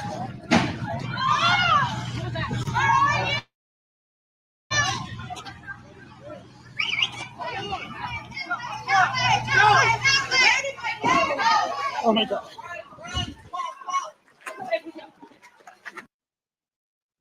Damn. Couldn't even imagine it. Former President Trump dropped to the ground. I turned and ran in the opposite direction away from the crowd. The scene was chaotic as men, women, and children left the most horrifying shrieks I've ever heard. I saw elderly people struggling to evacuate, mothers shielding their children from being trampled, and fathers leaping to protect their loved ones. At the back of the crowd, it seemed that the gravity of the situation hadn't registered until another shot rang out. Pop. The Secret Service sprang into action, quickly directing attendees to the exits. I kept running along with the panicked people around me. My heart ached for those on stage behind Donald Trump during the speech. They were practically trapped, surrounded by people on all sides and bars preventing them from moving. They couldn't duck or take cover. All they could do was sit there with their phones out, documenting the moment and praying that a bullet wouldn't find them. In this moment, I wasn't a Democrat and they weren't Republicans. We were all Americans trying to escape a horrifying scene that could have claimed the lives of any one of us. And it did, claiming the lives of two innocent bystanders. Donald Trump left with a grazed ear from a single bullet, and two families were left without their loved ones. This event finds us at a crossroads between the right and left. We now know that the shooter who unleashed chaos at the rally was a registered Republican. His motive remains unclear. This is yet another sign that our country is doing something wrong. House Republicans are doing something wrong. It's past time for Congress to act to prevent gun violence from further plaguing our communities, our homes. Pennsylvania is my home. Gun violence is reaching us at our doorsteps. House Republicans must stop stalling and take action now. And I couldn't agree more. Could not agree more. Wow. I mean, it really does take a second for the check Brian at Boston Brian. Check mic, please. I don't know what that means. What am I checking? Does it not sound good? Is it low? Is it not good enough? Should I turn it up? Should I turn it down? I don't even know if that works because it's. I don't even know. We'll see if that helps. But again, I think the gravity of the situation really hasn't hurt us yet. I think the situation is over. Obviously, my show is a Sunday, so it happened yesterday. I got to cover it. I got to talk about it. I don't think we're gonna beat it with a dead, beat a dead horse. But this is again a huge moment in not only American culture, American history. I mean, this will be talked about for a long, long time, as will many, many things about Donald Trump's presidency and time in politics. Thanks, Bob. Appreciate it. Sorry, I don't know. I think sometimes it gets crackly, so I'm sure that's what Andrea was talking about. Thank you, Andrea. I appreciate it. Static, a little staticky. Yeah, it happens sometimes. The Wi-Fi is kind of fluctuating up and down. Biden addresses the nation tonight. Yep, Eileen. I might, depending on what time it is, I might pop back on. So if you guys see a little notification about Biden's address, I might pop back on and cover that if you guys have the time or the energy to go back through it. But just again, more craziness that we need to stop, more reason to enact not only more but better and quick gun legislation that we can pass to restrict the sale, the distribution of weapons of war, of AR-15 style rifles. They have no place in today's society. They have no place in they're not used for home defense. You're better off with a shotgun. You can kill animals with it, but why would you? It kind of just it's not the right fucking thing you want to use if you're going to eat the animal. You know what I mean? You want to be splattering and think about it. But again, it's got no use. It has no function in today's society. Okay, there are many, many other handguns and weapons that are legal in states and you can get licensed for that will do the same thing and not hurt and go through walls of the neighbor fucking 7 houses down. Thank you, Sunflower Dragon. Look at you go. Gifted 5 subs like a fucking angel. Thank you so much. I appreciate it. Can't censor an email for fuck's sake. I hope they can't. Spark. If they start censoring my emails, we're all in trouble. Right? I don't know. I think I'm a little maybe I'm fucking, maybe I'm just floating too high in the sky here, but I'm a little optimistic. That we might actually see a little bit of change.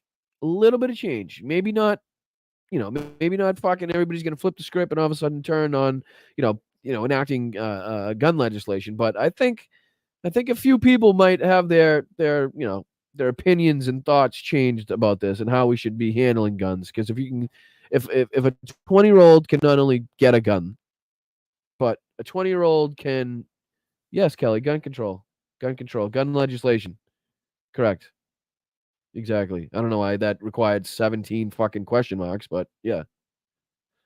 Anyway,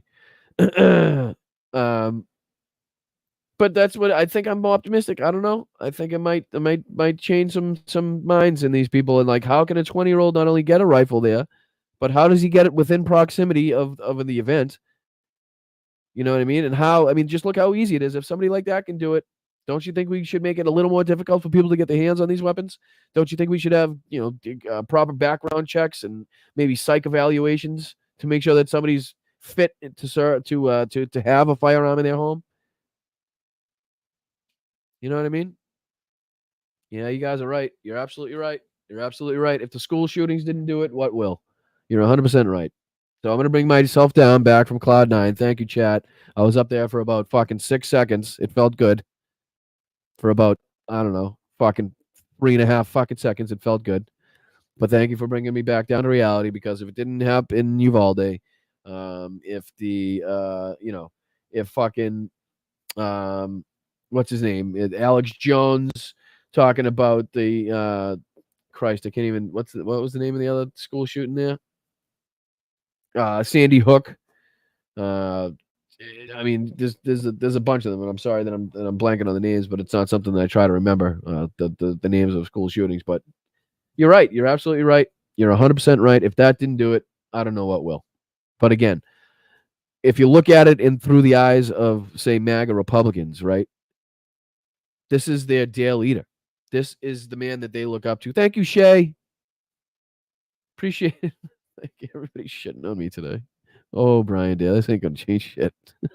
Okay. Touche. Touche. Ooh. Touche. Oh, dad jokes. Let's go. Sorry, but thank you, Shay. I appreciate you.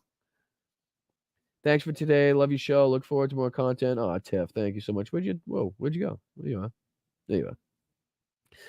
Thanks for today. Love your show. Looking forward to more content. Thank you so much. And again, like I said, I'm gonna have to try to start putting out more videos during the week so that people remember that I'm here. Surrender Monkey, Housebox. How do I edit the bodyguard scene in Face Swap Trump for Whitney Houston and FGG for Kevin Costner? Jesus Christ. Oh, somebody sent me a fucking Trump doing a Tupac video. Who shot you? The Who Shot You video. And they were on the right. It was like a Republican that did it. I don't know. Made absolutely no sense to me. Made no sense to me. Benny Loco. A tip to get you on that cloud again, bro. Yeah, thank you so much, Benny. I appreciate it. But you know what I mean? Sometimes it's just you have to actually look at reality, because if you don't, but as I was saying though, I mean they might even care about in worship. Thank you so much, Arizona Sunflowers. Let's go. One of my favorites. Wish I had some sunflowers to put in the chat right now, but I don't think I have any emojis. But thank you, Arizona. I appreciate you so much. But again, in their eyes, let's look at it through there. This is their dear leader. This is the guy that they worship. This is the guy that they will walk through puddles of bigotry, misogyny, homophobia, fucking Islamophobia, and the rest of it to get to Donald Trump, right? Do they care about him more than they care about kids? Possibly. Doesn't seem like they gave a fuck about the kids at Sandy Hook. Doesn't seem like they gave a fuck about the kids at Uvalde. Doesn't seem like they gave a fuck about the kids at any other fucking school shootings that you could talk about. That didn't change the gun legislation. That didn't change their minds. But when their dear leader is targeted,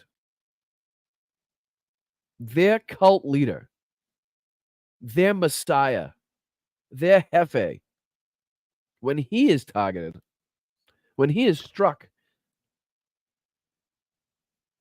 when he is made to bleed, will that change your mind? Will you then say, okay, it's a little too easy for fucking anybody to access a gun and do this? Guarantee this kid wasn't a fucking genius. Guarantee this kid wasn't some fucking Jack Reacher type military fucking tactical technician. Seems to me just like a fucking regular 20-year-old with some fucking mental issues that somehow got his hand on a weapon. Fucking crab crawled up the fucking on a roof and did what he had to do. Not what he had to do, but did what he came there to do. You know what I mean? You know what I'm saying? And I don't be saying anything like that. Obviously, I started off the show by saying we don't condone any of this, and that's where we stand. So, again, you never know. You never know. I mean, just think if it was, what was it? Heaven's Angels? Is that what they were called? Is that what that fucking cult was called? Heaven's.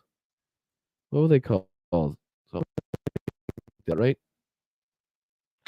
Heaven something? Heaven's Gate? Is it Heaven's Gate? Hit me in the chat with it. Heaven's Gate? Heaven's something? Heaven's Gate religious group? Yes, it was Heaven's Gate. All right, so check this out. Check this out. Let me put it in here. I'm going to do this. I'm going to do a little bit of this. I'm going to do this. 39 victims of a mass suicide. The deceased 21 women and 18 men of varying ages found lying peacefully in matching dark clothes and Nike sneakers. Had no noticeable signs of blood or trauma, right? So these are 39 people that worshipped this man so much that they took their own lives, right? So if you're that deeply entrenched in a cult. And let's just say, of course, let's say somebody were to attack or go after their dear leader here. If you're to the point where you will kill yourself for this man, again, can we place that onto the Republicans in the House, and maybe it will get through them? But I don't know. It's not up to me. It's not up to me. I can only guess. We can only speculate. And again, like you guys say, and you're so right to point out, if the kid's dying, don't do it. If taking out dozens of dead children out of a school doesn't do it. If taking dead teachers out of a school that were there to try to protect the children but lost their lives in the process, if that doesn't do it for you, what the fuck will? What the fuck is it going to take for this country to realize that we have a serious, serious fucking problem with guns?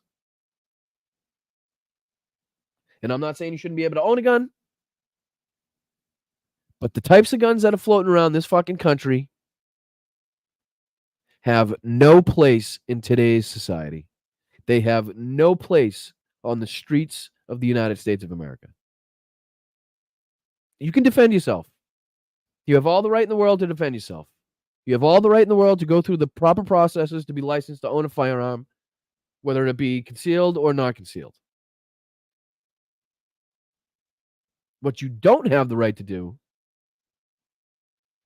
is to look the other way when children are slaughtered in a place of education. When adults are slaughtered at their place of work.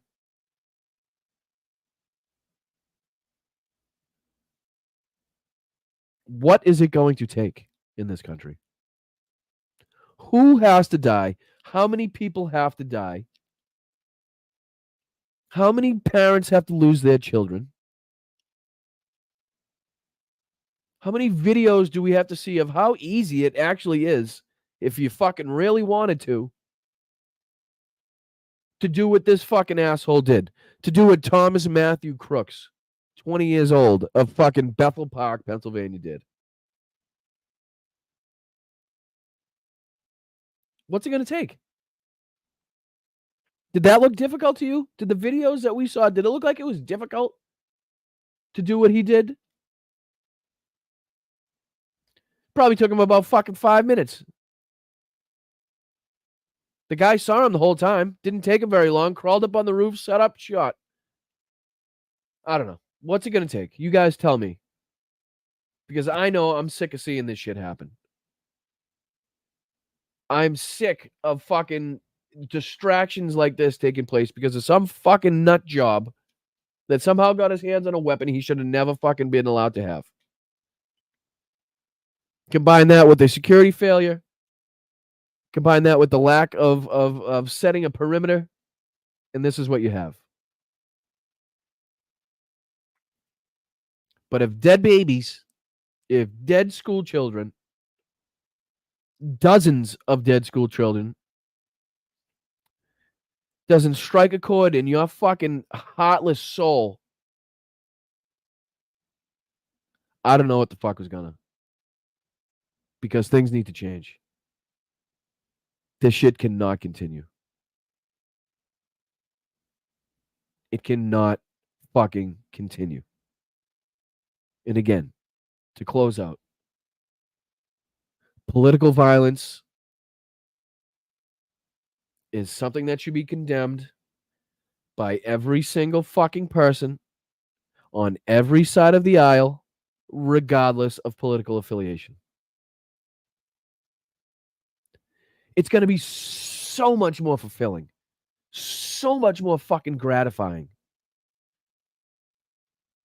when we use our God-given right to express our views, to vote for the people that best represent us, that best represent our values. Or maybe you're just voting against fascism. Maybe you're just voting against authoritarianism. Maybe you're just voting against people that want to strip women of their rights, that want to control a woman's body and tell them what they can and cannot do, that will affect the mother's life for the rest of their life. Maybe you're just voting against people that don't want trans, LGBTQIA people to assimilate into our community, to be able to live freely, to express themselves as they wish. Maybe you're just voting against the side that wants to throw books that was teaching the history of this country. The correct history of this country, is dark and as fucking demonic as it is. These people want to throw those books in the fire, and they have done so. This is not hyperbole. This is not me talking about something that may happen or could happen. This has already happened. Burning books in the United States of America. Stripping women of the right to control their health care, to control what they can and can't do for the rest of their lives, what situation they put themselves in for the rest of their fucking lives. That's what we're voting for. That's what we're voting against, I should say.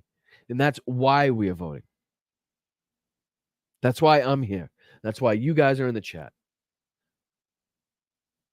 And as heated as the discussions get, and as sometimes we may disagree, that doesn't mean that we're not family. I don't always get along with my family. I don't always get along with my friends.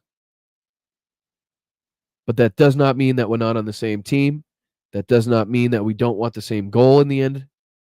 And that does not mean that we can't work together. One disagreement on one policy issue or one news story should not make you dismiss and dispose of the people that you are surrounded by. So something's got to change, and it's going to be us that makes it. So make sure you're getting out to vote. We also have coming up really quick our postcard party that Mel set up. I believe I'm gonna have to double check with Mel. I'll have to redo the text message, but I believe that we are also going to be purchasing some of the at least a few of the things that you would need to purchase to enter into the postcard video. So we'll be sending out, I think Mel said something like 100 of the QR. I think it's the QR codes. Again, don't quote me on this. I'm sorry. But it just makes it a little easier for you guys, a little less that you have to spend on. Which again, it isn't much. It's just a few things that you have to get to and thank you to everybody that signed up. You guys are fucking fantastic people. You are wonderful patriots. You are absolutely fighters for your country. So I thank you so much. But again, get out and vote. Make sure your friends are voting. Make sure your family's voting. Make sure everybody's registered. Make sure that you're checking out the postcard party here. I do believe I have here. Check this out. June 27th. July 27th is going to be the postcard party. So anybody that signs up before that, you get the equipment. There's the instructions are on there. It'll tell you exactly what to do, what you have to do, what you have to write, and what to send. And so it's pretty self-explanatory. But again, it'll just give you the feeling like I did my job, I did my duty, I did something above and beyond just casting my vote to make sure that this country, and we, the people of the United States, change the direction of the political atmosphere. We don't need to change the direction of the country. The country's running like a fucking Swiss watch right now. Okay. Joe Biden, somehow behind the scenes of all this bullshit of the debate, all this bullshit of the shooting, all this bullshit of the fucking convention, all this other fucking nonsense, behind the scenes, this country is running like a fucking German-built fucking sports car. Okay. It is running like a Swiss clock. It is. It just is. Whether it's the fucking stock market, whether it's low unemployment, whether it's the job creation, whether it's the groundbreaking on 40 to 50,000 different construction projects all over the United States, fixing roads, bridges, and railways, whether it's the CHIPS Act, the PACT Act, the Rescue Plan, the Inflation Reduction Act. it's unbelievable the amount of legislation that this man has passed, and that's somehow getting pushed into the background, and we need to bring that to the foreground. We need to make sure that people understand what's going on behind the scenes and why they have the ability to bitch and complain and not worry about what's going on in their lives, because their 401k is looking good. Their stocks that they've invested in are looking good. They're getting paid more at their job. It's outpacing inflation. Inflation is down. Prices of groceries are down. He's going to do more to fight corporate greed and to get those prices down even more. Oh, thank you, Sunflower Dragon. Let's see here. I remember when Trump met the Parkland families and we saw his talking points. One was to say, I hear you. Then he signed an executive order rolling back regulations. Right. I mean, it just everything's in optics. Everything's optical for him. Everything's optics. How is this going to look to the American people? How is this going to look from the outside? So if I talk to them, I'm going to at least have the opportunity to say that I spoke to the family, which everybody loves to hear. But that doesn't mean shit, because after that, I'm going to sign a fucking executive order rolling back the regulations that, would probably make this more likely in the first place. So great point, Sunflower. Great point. Great point. I appreciate it. All right, what else we got here? What do you guys got to say? What else do you got to say? We vote by mail here in Oregon. Awesome. Love it. Love it. Love it. Right on. I found some blueberry lemonade vodka cooler in the freezer just in time. Oh, I had a few pops last night, my friend. A few of them pops. All right, guys. So, like I said, don't forget the postcard party, July 27th. You can email me at bostonbrianmtn@gmail.com if you have any questions about that. If you're looking to find out what gear you have to have, there's also this. I should probably just play this for a second, give you a little bit of information, and let you know what it is.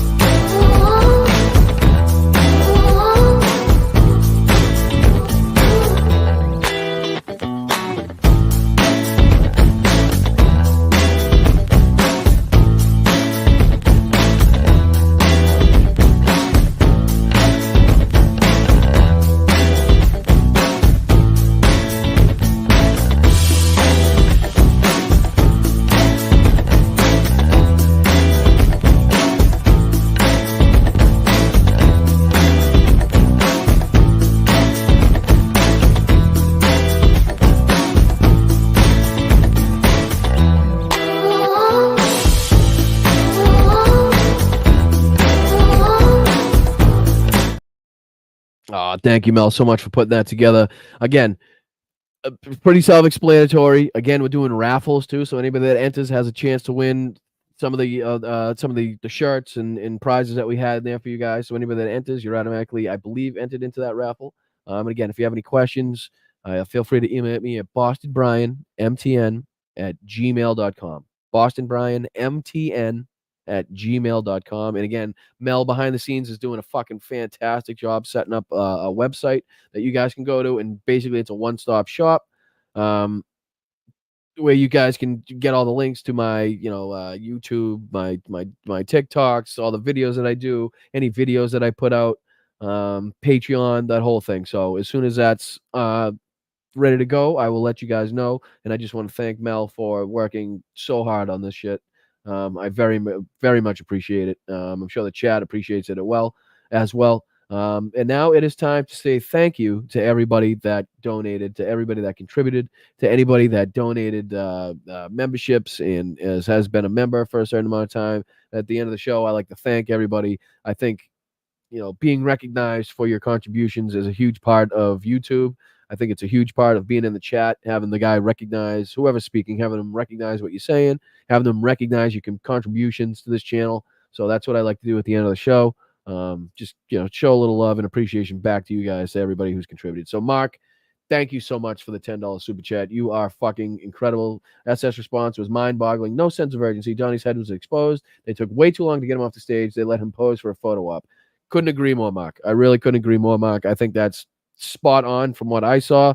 Again, I understand their job. I think everybody understands their job in that situation. It's pretty simple. Get him the fuck out of the danger zone, cover him, and just remove him from the danger zone. The danger zone is the podium, is the stage that they were on, an elevated stage. Again, obviously in the line of fire because he was hit. You know that. So absolutely, Mark. Jerry, thank you so much for being a member for 3 months. You are a fucking valued member of this community, and I thank you so much. And again, not only were you a member for 3 months, but you're throwing in $20 super chats like a saint for my Gatorade. I'll buy a couple Gatorades, I promise. And like I said, I might buy one Gatorade, one Pedialyte. So thank you so much. Nolan, thank you so much for becoming a new member, brother. I appreciate you, and I love your name. That's a great name. If I ever have a son, I think he's going to be named Nolan. Maybe like Nolan Ryland, or there's a few of them. There's a couple hockey players, too. Dexy, thank you so much. Are you going to stream Biden's press conference at 1:30? So I did. I did stream that. And again, like I said, if you see a notification, I might pop on tonight to do Biden's live speech or press conference or whatever you call it from the Oval Office. So stay tuned for that too. JD, thank you much for the $10 super sticker. You are fucking fantastic. Once again, a huge valued member of this community. Been here for a long time, and I appreciate the support that you give to this channel. Thank you so much. Linda Lou, gifted 5 memberships. You are just a beautiful soul. Thank you so much for what you do.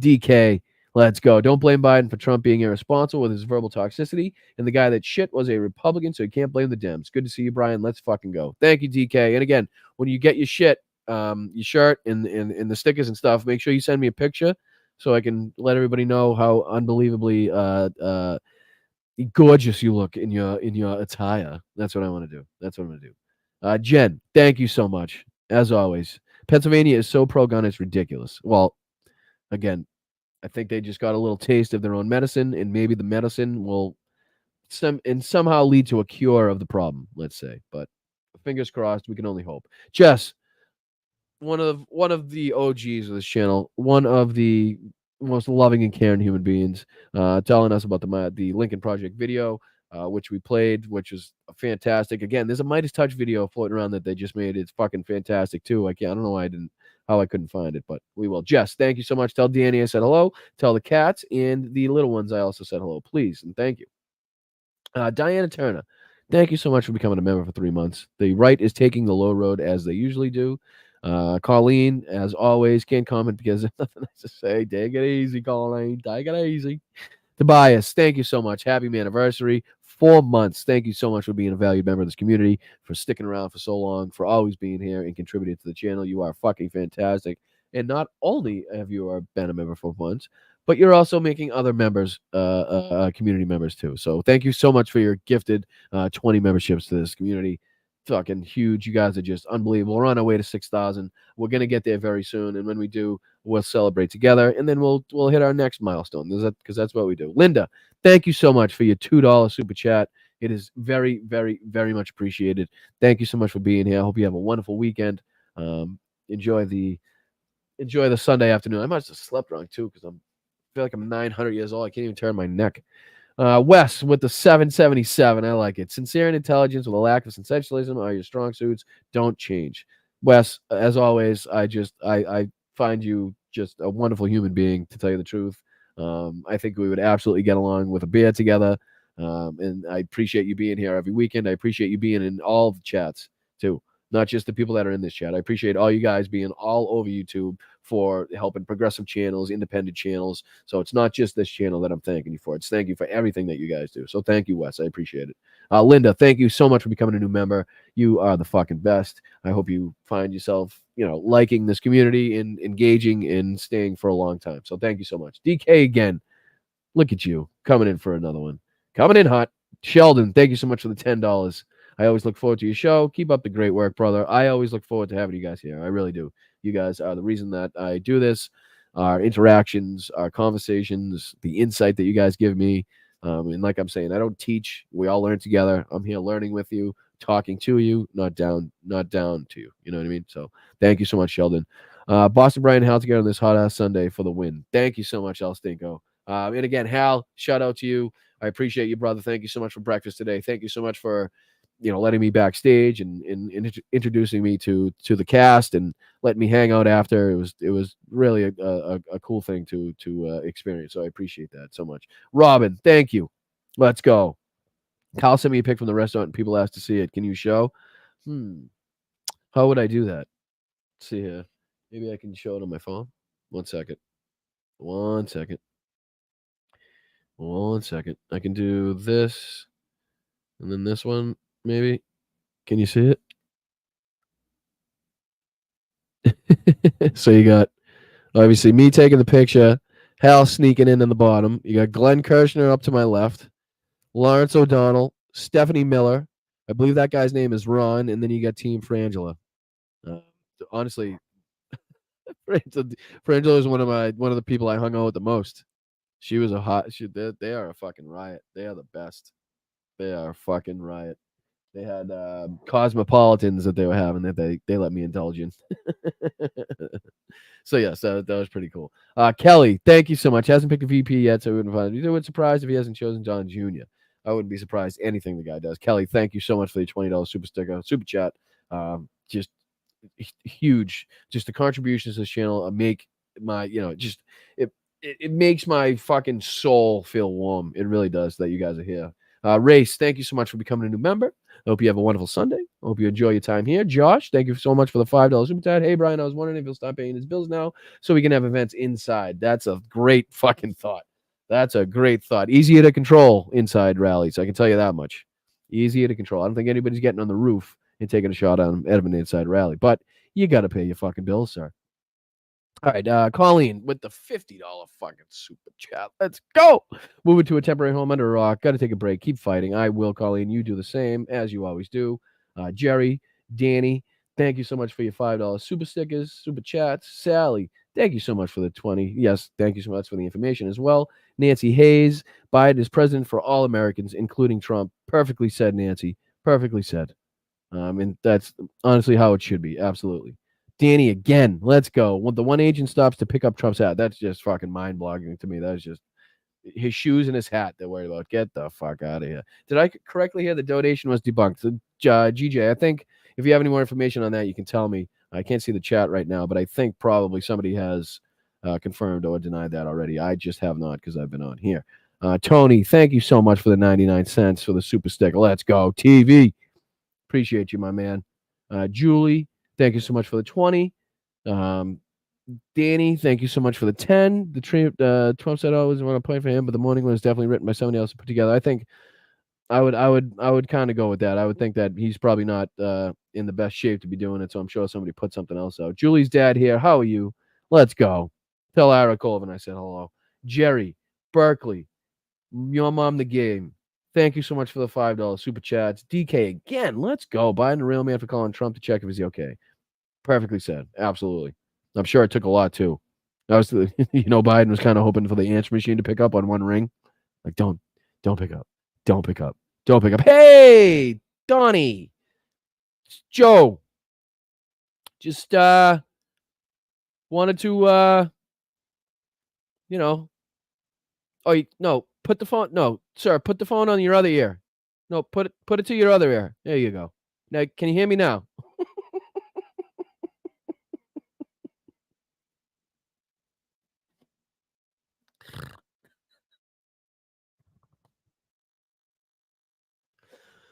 Oh, sorry.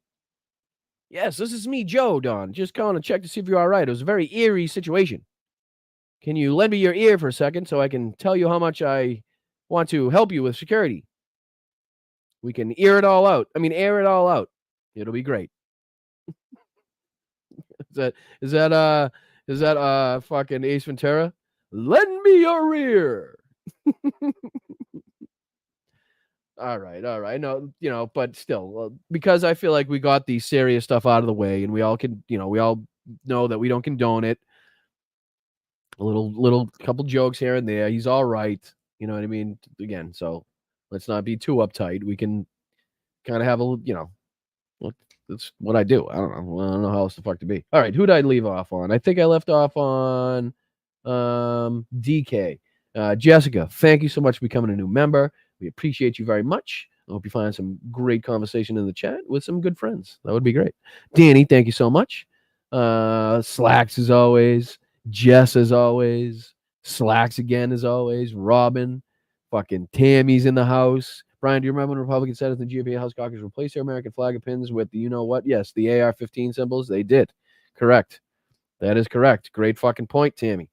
Great point. If you guys don't remember, there was a point in time where the House Republicans actually removed the American flag from their lapel and replaced them with little AR-15s. So, again, tell me that they don't condone this type of shit. You can't. So, Gino, thank you so much. Let's fucking go. I can't. You guys are fucking hilarious. Scott, thank you so much. Jerry, thank you so much. Slacks, Colleen, Danny, Jess, Mark P again with the gifted, Sunflower with the gifted, Shay, Benny Loco, Arizona Sunflowers, Sunflower Dragon. We're just sunflowering the shit out of it today, huh? What are you guys in fucking Ukraine? It's a ton of sunflowers. Slava Ukraine. Heroyam Slava. Privet mi druže. So, much love to all the soldiers out there that are fighting for their lives and fighting for their freedom. I do apologize that the Trump story kind of took over today. Maybe next show I think next show should be more of a Ukraine focused show, and then obviously with a touch of Project 2025. So let me know what you guys think about that. Danny, again, thank you so much. 100% agreed. As always, we're together. We're together, Danny. We are together. I see you. I see you. Seven Dust. Let's go. Thanks for the gifted. Danny again. You guys are just all over the place. Thank you for giving us a platform to talk and be heard and answer questions and watch things that inform us. You are amazing. Thank you for everything you do. Bless your heart, Danny. Bless your heart. You are just a saint. I thank you so much. Sunflower Dragon again. Let's go. Remember when Trump met with the Parkin families? We saw his talking points. He said, I hear you, and then decided exactly what it was, rolling back regulations. So, again, you can kind of compare and contrast and speculate as to how this situation would be handled if it were reversed, how the right would be reacting, what they would be saying. You know, something to think about. Something to think about. Mom's Russo. Let's go. So good to see you. That picture is fucking fantastic. That looks like you were an extra in Golden Girls in that one, which, let me just say, is my favorite show. One of my favorite shows. So that is a compliment. That is a compliment. Russ, let's go. No, thank you for all that you do and becoming a member for 2 months. I appreciate you. Arizona Sunflowers. You could just never have too many sunflowers in your life. Thank you for becoming a member. Chuck and John, let's go. Great show, Boston Brian. See you next Sunday. Will do, Truck and John. I appreciate you. Thank you for everything that you do as well. I appreciate you. Ricky, thank you so much. What a great picture. Love you, Mel, and the whole community. Proud to be a part. You guys are fantastic. Ricky, I could not be more happy to have you. I could not be more excited to have you a part of the community and to, be a part of this as we grow. So thank you so much, Ricky, for everything you do. Andrea, you don't have to do this. Lobsters, thank you. Brian and Mel Mods, thank you. Thank you for becoming a member for 2 months, Andrea. You are fucking fantastic. Thank you for your hard work as being a mod too. Thank you so much, Benny. Coming in hot. That pic looks that pic looks like a Lil Hal head is growing on your neck. Wait a minute. What? Hold the phone. Let me get. Hold on. Ew, it does. It does, you asshole. Looks like I sprouted a Hal. What a crew, though, huh? I mean, the conversation around that table was, probably one of the most serious, informative, intelligent political discussions I've ever been involved in, to tell you the truth. You know what I mean? What we were kind of speculating, what Lawrence O'Donnell had heard from his sources, and what Glenn was hearing from his sources, and what he was kind of speculating, and what Stephanie Miller was. I mean, all these people have so much insight to, to politics and to what's going on. So it was pretty special. It was pretty special that time for me. I will kind of cherish that time as maybe the beginning of my political career. So hopefully they know me by now. I think I made my point. I think I made my I don't think I was quiet, put it that way. I didn't shy away and sit in the back. I was asking questions and engaging with Lawrence. And hold on. Let's see here. And Glenn and I went out and had a slice of pizza after. I mean, Christ. Let's see. I'll show you the pictures. So we got Hal. Oh, what's that all about? You got Hal warming up with his guitarro. This is my little VIP spot. We saw that one. That's the one of that one. Let's see here. Oh, Hal disappeared. Look at how the fuck did Hal disappear? Watch, ready? Look at Hal. Oh, that's too good. And then we got Lawrence O'Donnell and Glenn Kirshner. Somehow I managed to take myself out of the fucking picture, which awesome, Bri. Good job on that one.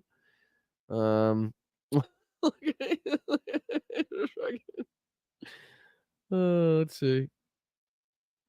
I think that was all. I didn't take that. Oh, Johnny Fugue. Little Johnny Fugue action. Yeah, I think that was the majority of them. But you get the gist of it. Well, anyways, guys, I am going to let you go and enjoy the rest of your fucking... Yes, Frangela. Hold on. She's funny as shit, too. She's funny as shit.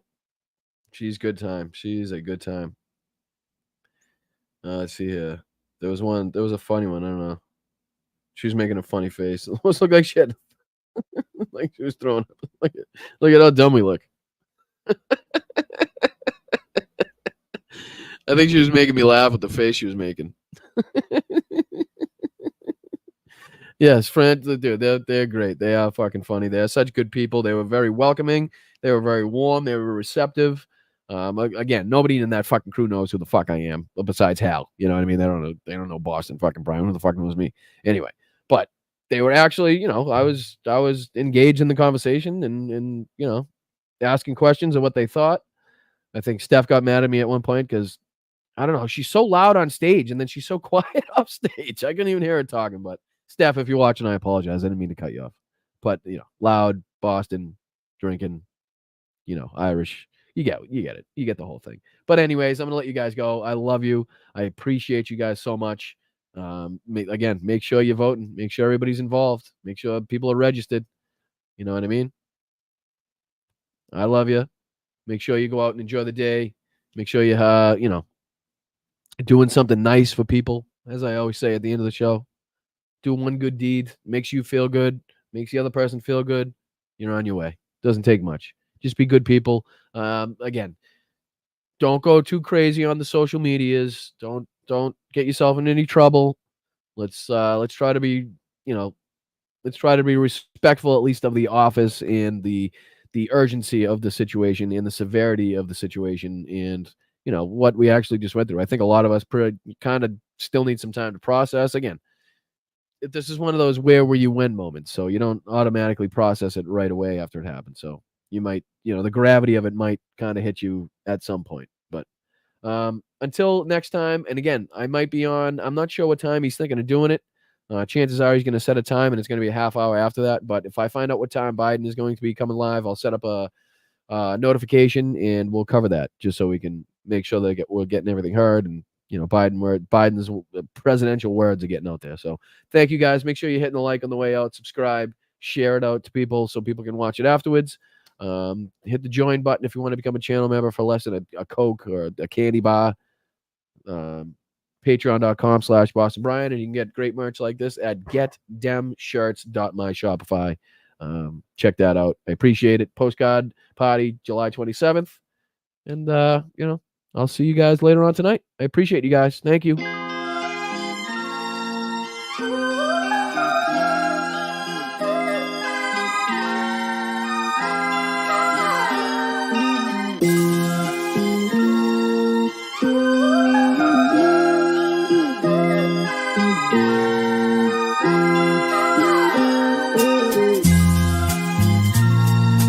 We are a nation that just recently heard that Saudi Arabia and Russia will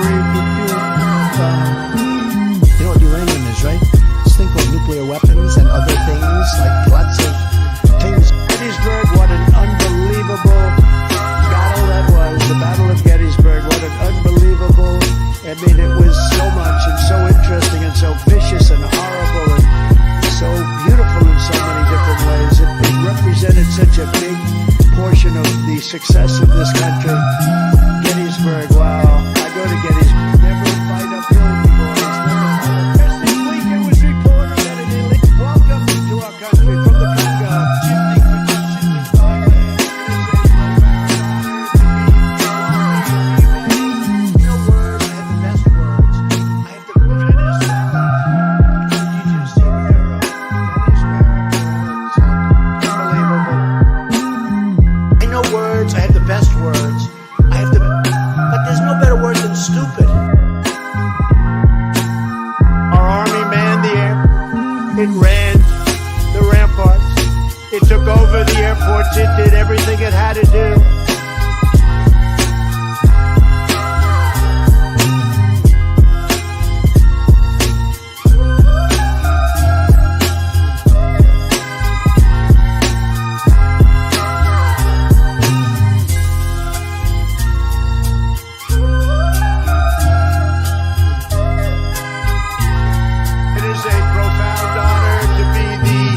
Beautiful new stadium to be here with you. I had to address this comment. I mixed Dr. Pepper and root beer. Masha, that is bannable. That is a bannable offense, Masha. Masha. Now I'm going to have to go out and get some fucking root beer to add to my Dr. Pepper so I can try this. Thank you, Masha. I appreciate it. Because I love Dr. Pepper. Anyways, thank you guys. Have a great day. I had to address that one.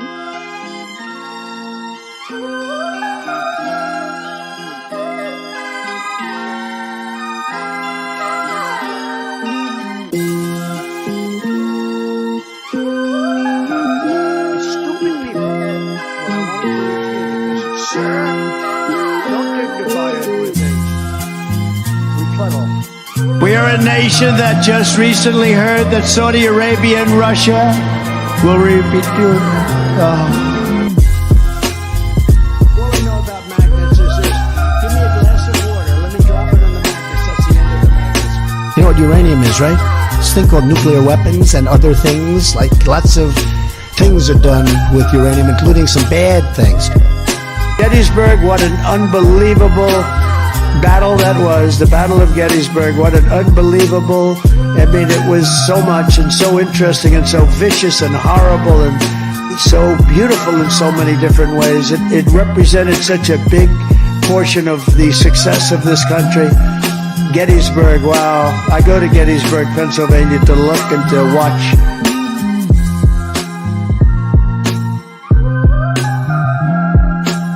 This week it was reported that an illegal alien thing, and you just look at this, what's happening. Never fight uphill, me boys, never fight uphill. They were fighting uphill. He said, wow, that was a big mistake. He lost his great general, and they were fighting. Never fight uphill, me boys, but it was too late. Welcome to our country from the Congo. Where do you live in the Congo? We live in prison. Oh, shifting production to Thailand. It is a profound honor to be the beautiful new stadium to be here with you. Swami Vive Kamunan Suchin Tendolkar to Virat Kohli. I know words. I have the best words. But there's no better word than stupid. Venezuela. Did you just see Maduro? Venezuela. It's unbelievable. Our army manned the air. It ran the ramparts. It took over the airports. It did everything it had to do. The Biden border will. Well, you know this, right? The population in Thailand is 63 million people. It is twice the size of Wyoming. Its chief exports are textiles, footwear, and rice. Each year, approximately 13,000 people are killed in car accidents in Thailand. Vagina. Vagina. Vagina. Vagina. Yesterday's a hard word for me. The big, fat, sloppy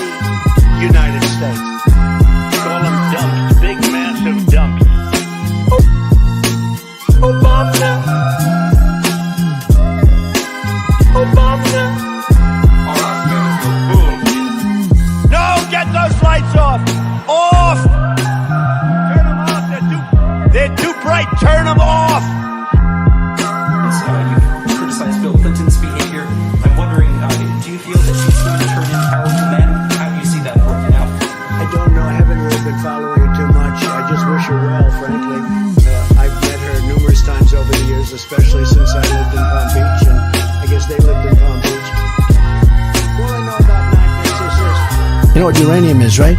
This thing called nuclear weapons and other things. Like lots of things are done with uranium, including some bad things. Obama. They call them dumps, big massive dumps. Obama.